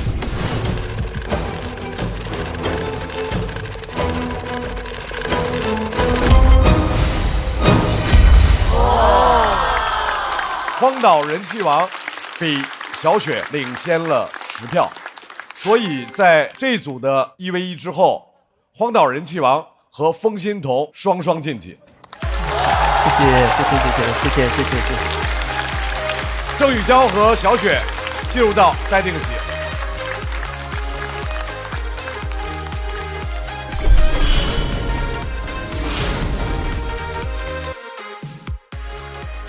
他们是我第一个认识的演员组合，就是在整个行业里面第一个认识。主打一个捷足先登，他很像那种小鸭子，就是破壳而出之后看到第一个会动的人，然后就直接认了。妈妈，这。我觉得他们俩很卡通，然后特别有童心，因为我觉得有童心是作为成年人之后很好的品质，但他俩总能跟我聊到一块。他俩真的很好，总是给我改稿啥的，给我一些建议，总是在开放麦后台就是给我加油打气。他们甚至会在没报开放麦，但是今天我讲，然后他们就会特意来看我的演出，然后给我在后台放松心情，所以很谢谢他们。我前2天还挺紧张的，但突然有一天我不紧张了，就是我们看了风心彤的开放麦，你被他享受舞台的那种精神打动了啊！因为看完他的演出，我会感觉到哇，好幸福。就是我会觉得喜剧不只要带给观众幸福，还要自己演的幸福。只有我们自己开心，我们才可以把更开心、更幸福的东西传递给观众。接下来要 PK 的这2支小队，让我们欢迎第1支小队晨曦、阿赛。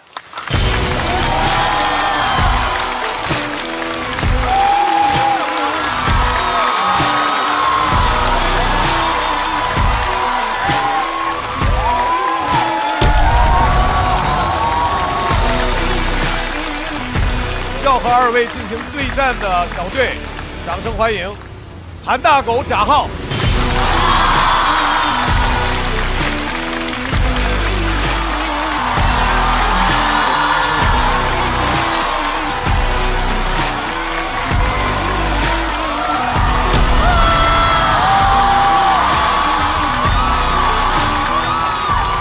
妈呀！丽姐，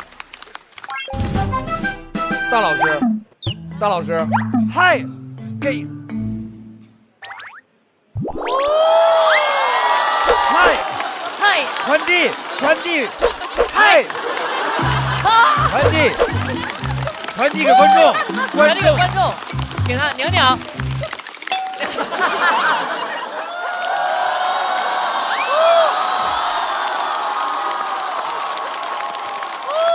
这边。太好了，来，我们把喜剧也传递下去。第1位要来向我们传递他的脱口秀的是来自蓝梗喜剧的新朋友，掌声欢迎晨曦。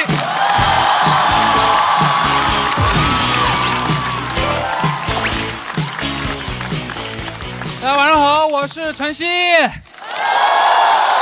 笑和晨曦进行1v1的是我们的老朋友，来自莱塞喜剧的韩大狗。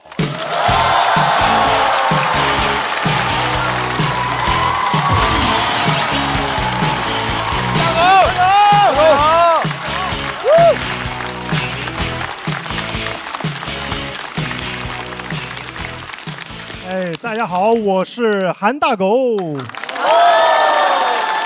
哎呀，很高兴第2年来录节目了，很想给观众留下一些记忆点，也问了其他演员，对我最大的印象是肩宽，还想让我这一季只讲肩宽，一路讲到决赛。那除非我的肩越来越宽。其实我都不健身，但量出来我是中国肩最宽的脱口秀演员，有啥用？导演说我像《猫和老鼠》里那只狗。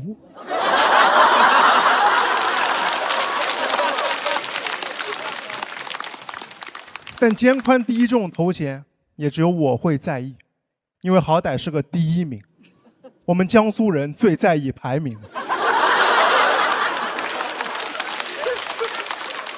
每个城市为了争第1，散装江苏甚至能发明出苏超联赛，用中国人最不擅长的足球来决胜负。我从小就生活在这样的优绩主义环境里，很痛苦的用高排名换别人认可，感觉很多朋友都是这样。听的最多一句话就是大家只能记住第1名，甚至当第1还不够，父母还要我们吃得苦中苦，方为人上人。但排名是没有止境的，即便你拼尽全力成为人上人，刚想休息，抬头发现上面怎么还有顶级和夯。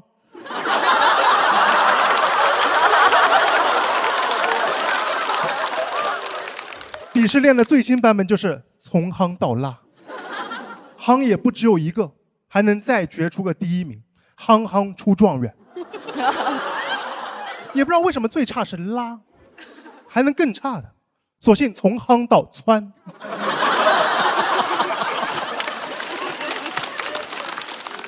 现在不让中小学按照成绩给学生进行排名了，以后该不会就用这个吧？小朋友说我要好好学习当3夯学生，那考倒数都不能算差生，只是考拉。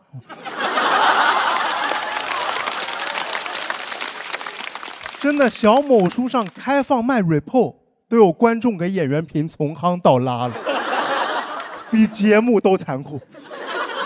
去年2轮游的韩大狗算是拉不拉多。但其实我们淘汰早的都没有确切排名，但真有较真的朋友会去一个个数了，然后告诉我，是我奶奶。很显然，她也是个江苏人。她说她特意数了，我排在第41名，能排出这么大数字的，也就《水浒传》108将，我还排不进前36天罡星。我奶奶对我期待很高，希望我能成为第1。但我知道我做不了脱口秀最好的朋友，来节目只敢做最坏的打算。其实上了节目已经是一种成功。我从小的教育告诉我，排名这么低就会贬值，没人记住第41名。想叫自己全国41强，或者50大脱口秀演员，对吧？听着厉害一些。因为生活中几大啥啥的排名一出现，我们有时候都不在意是怎么选出来的，但默认这些是最好的，数字大点都没事。毕竟现在还有什么100大 UP 主，整个唐宋也就选出8大家。但我上学的时候，其实最不理解的就是唐宋8大家，尤其嫉妒里边某些人。你们有人是曾巩的粉丝吗？你们哥哥有作品吗？没进语文课本的都不算作品。说他入选唐宋8大家，因为他是欧阳修最喜欢的学生，欧阳修也是唐宋8大家，懂了，签 MCN 了。还有苏洵、苏轼、苏辙父子3人都属于唐宋8大家。你们仨不是一大家吗？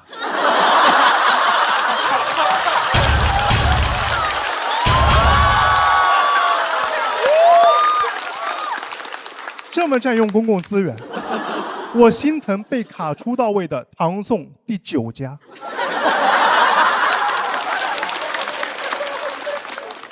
我猜是杜牧，他说：“借问酒家何处有？”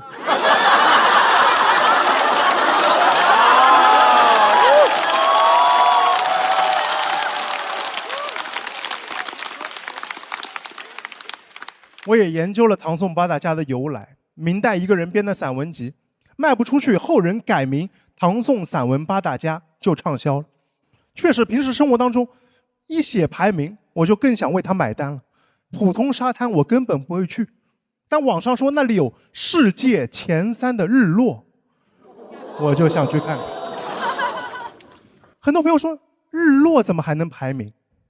哎，只要地球人足够在意排名，我们行星就是可以评价恒星。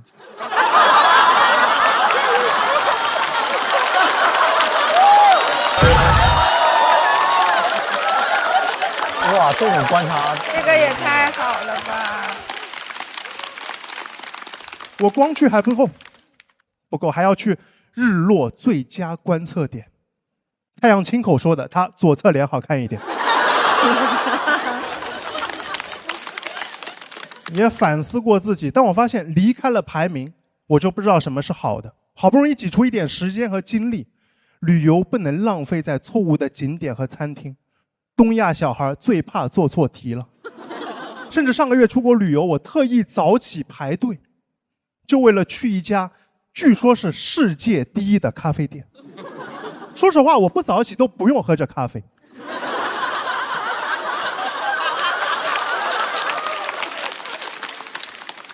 去到店里和我一起排队的，基本就是中国、日本、韩国3个国家的游客，一群东亚人排队为了一杯美式。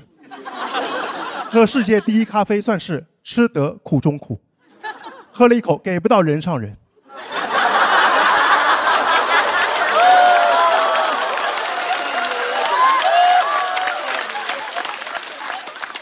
最后全给垃圾桶了，因为太难喝了。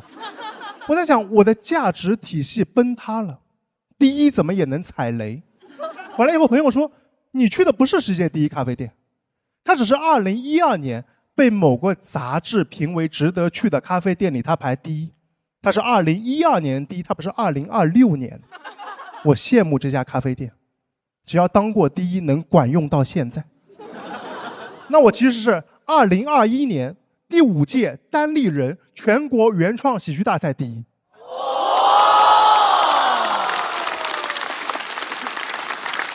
没人知道，但这已经是线下含金量最高的脱口秀比赛。这个节目里也只有3个选手拿过这个冠军：贾浩、小齐和韩大狗。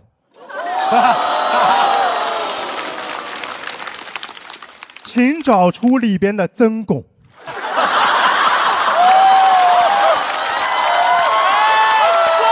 曾大狗。曾巩是一种处境。1000年以后，终于有人懂他了。我喜欢曾巩。我又去研究了他，他没记忆点，只是因为文风质朴。介绍说他不借情绪放大，不用华丽辞藻，善于犀利洞察。翻译成大白话就是：咱们曾巩踏踏实实写文章，不秀低学历，不搞美妆。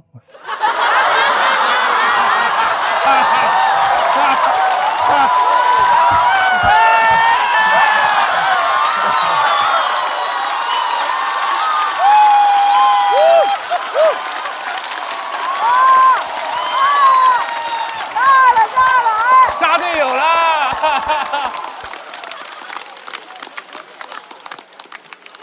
他是文本型观察式文人，我是脱口秀曾巩。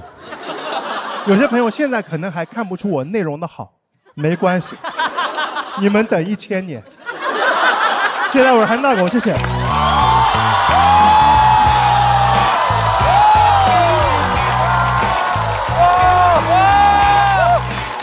太牛了，狗哥200了，大狗，今年莱塞站起来了，来，为曾巩投票，倒计时开始。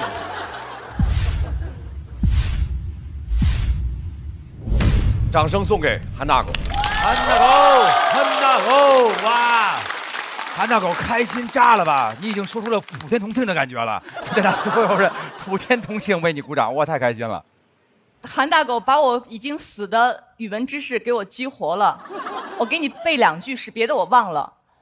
一番桃李花开尽，唯有青青草色齐。这是我当时高中时候为了预防语文老师出一些犄角旮旯想不到的，我准备的冷知识，来自曾巩的《城南》，送给你。我妈真有文化呀！我的妈呀！而且非常巧，我偏偏记住这2句，就是桃花李花它都会谢的，最后就是青青草色齐，我们都还会在。但是被称为冷知识。确实，大狗用这个角度来解读唐宋八大家，很有趣。所以，鸟鸟老师，文本的角度。哎呀，我真的不会背曾巩的诗，好焦虑。怎么从生活流就进入到了文学流？去年其实2篇也更多就是自己习惯的那种生活观察，然后这么多年一直都在坚持这样的风格，但感觉其实在打比赛的现场，尤其是观众不太认识你，他们还是更希望能了解你是什么样的人。然后我今年就想出跳出舒适圈，这其实是我第一次写这个类型的文章，有些熟悉我朋友能知道，就没有写过这种带议论，然后并且挖掘自己内心想法的这类的段子，所以也是一种尝试，今年的第一次。他的这个内容很丰富，刚才像鲁豫忽然说一下那个词儿呀，我觉得那个一下你把它烘托得更好了。你说完我应该说4个字，无话可说，很棒。谢谢。大狗的这段演出让我们看到了一个一旦发力不可限量的脱口秀演员。再次掌声感谢韩大狗。同时，来晨曦，我们来看一下晨曦和韩大狗比完之后，最终的得票是。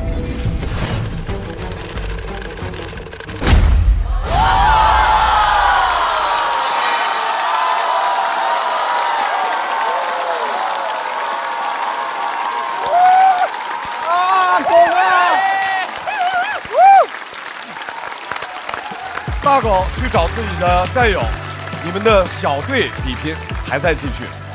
可以，太稳了，太稳了。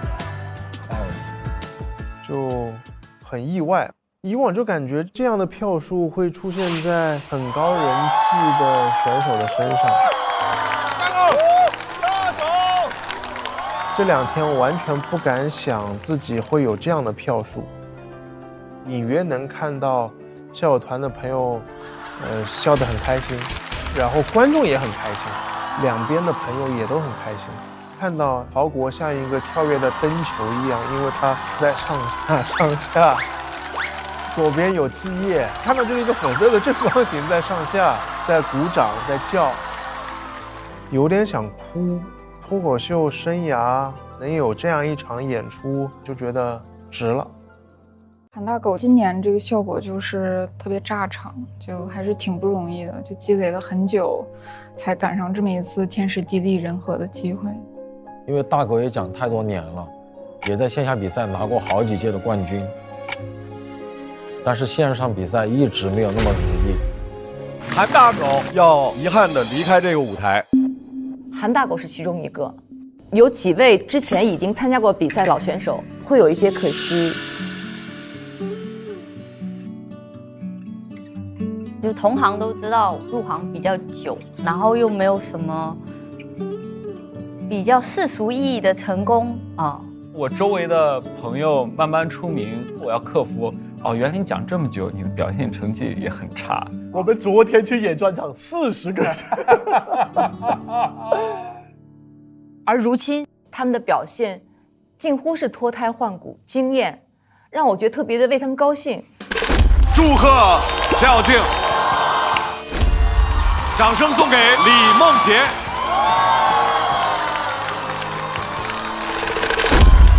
祝贺荒岛人气王。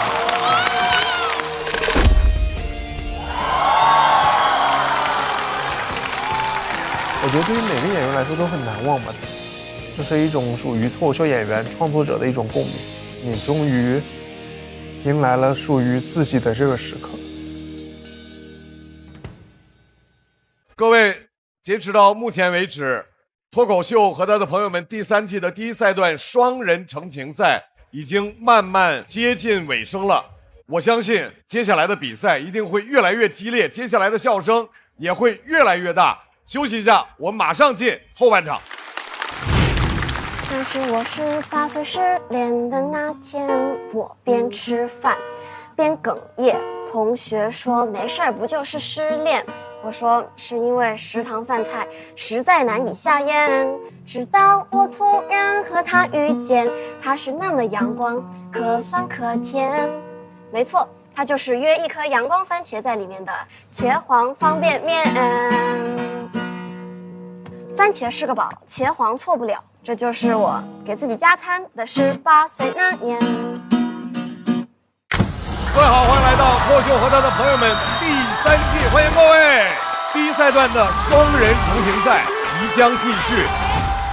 不再依赖哥哥算长大吗？它超越了亲情、友情、爱情，是另外一种特别的情感。叫我干嘛？你管得着吗？对不起 ，sorry， 米亚内斯密马塞。刚才那个段子我没法共情，我不懂。手术很成功，给你取出来了。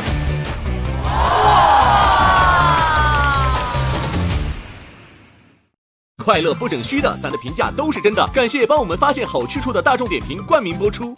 番茄是个宝，茄皇错不了。感谢约一颗阳光番茄在里面的茄皇联合赞助播出。颜值饥客鲜满10分，感谢颜值下降但鲜味爆表的海天博颜特约赞助播出。可口可乐一升元汽水，快乐不卡顿。本节目由可口可乐行业赞助播出。乳铁蛋白加乳脂球膜，助力宝宝体质双优。感谢真心守护宝宝成长的美蛋陈兰珍赞助播出。好网络就选中国移动，本节目由指定产品中国移动赞助播出。咔嚓咔嚓，一起脆翻天，本节目由美味酥脆、有料有趣的雀巢脆脆鲨赞助播出。一场仅朋友可见的线下聚会即将开启，打开效果小程序即可参与限定活动。6月26日起，周5、周6中午12点正片更新，会员抢先看1周。每周日中午12点段子加更，居然还有段子可以看。每周2中午12点，托游好好玩公园看脱口秀演员的游戏时间。7月6日起，每周1中午12点，托游日记大王洞的夏天围观合宿生活，还有遇见他们第2季即将回归，朋友们请保持期待。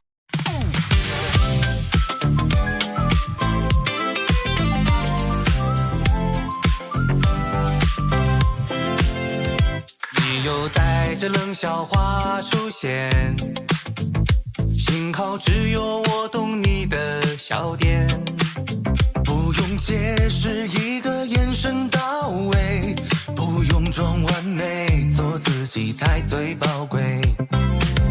哦，拜托拜托，暂时忘掉一切，想记住你嘴角上扬瞬间，不用想明天，明天还很遥远，不知不觉又和你聊到凌晨3点。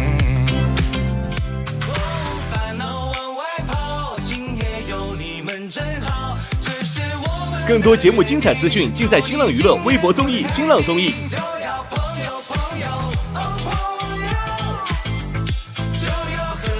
感谢丽丽城传媒、天气通、新浪新闻、腾讯娱乐、GQ 对本节目的大力支持。感谢指定问答社区知乎的大力支持。上知乎参与脱友3问题讨论，参与知乎剧综圈子活动，解锁惊喜好礼。感谢独家播客合作平台小宇宙。想继续听脱口秀演员们台前幕后的真实故事，上小宇宙 APP 搜索脱友3特别企划，一起听见喜剧人的老友局。感谢脱口秀和他的朋友圈：安阳喜剧、干杯喜剧、搞笑圈喜剧、后阳喜剧、会说笑喜剧、来风喜剧、来塞喜剧、蓝梗喜剧、是个喜剧、自笑喜剧、无名喜剧、喜剧联合国、跳海酒馆、北平机器、水果汤泉、Mix 岛、西西里村对本节目的大力支持。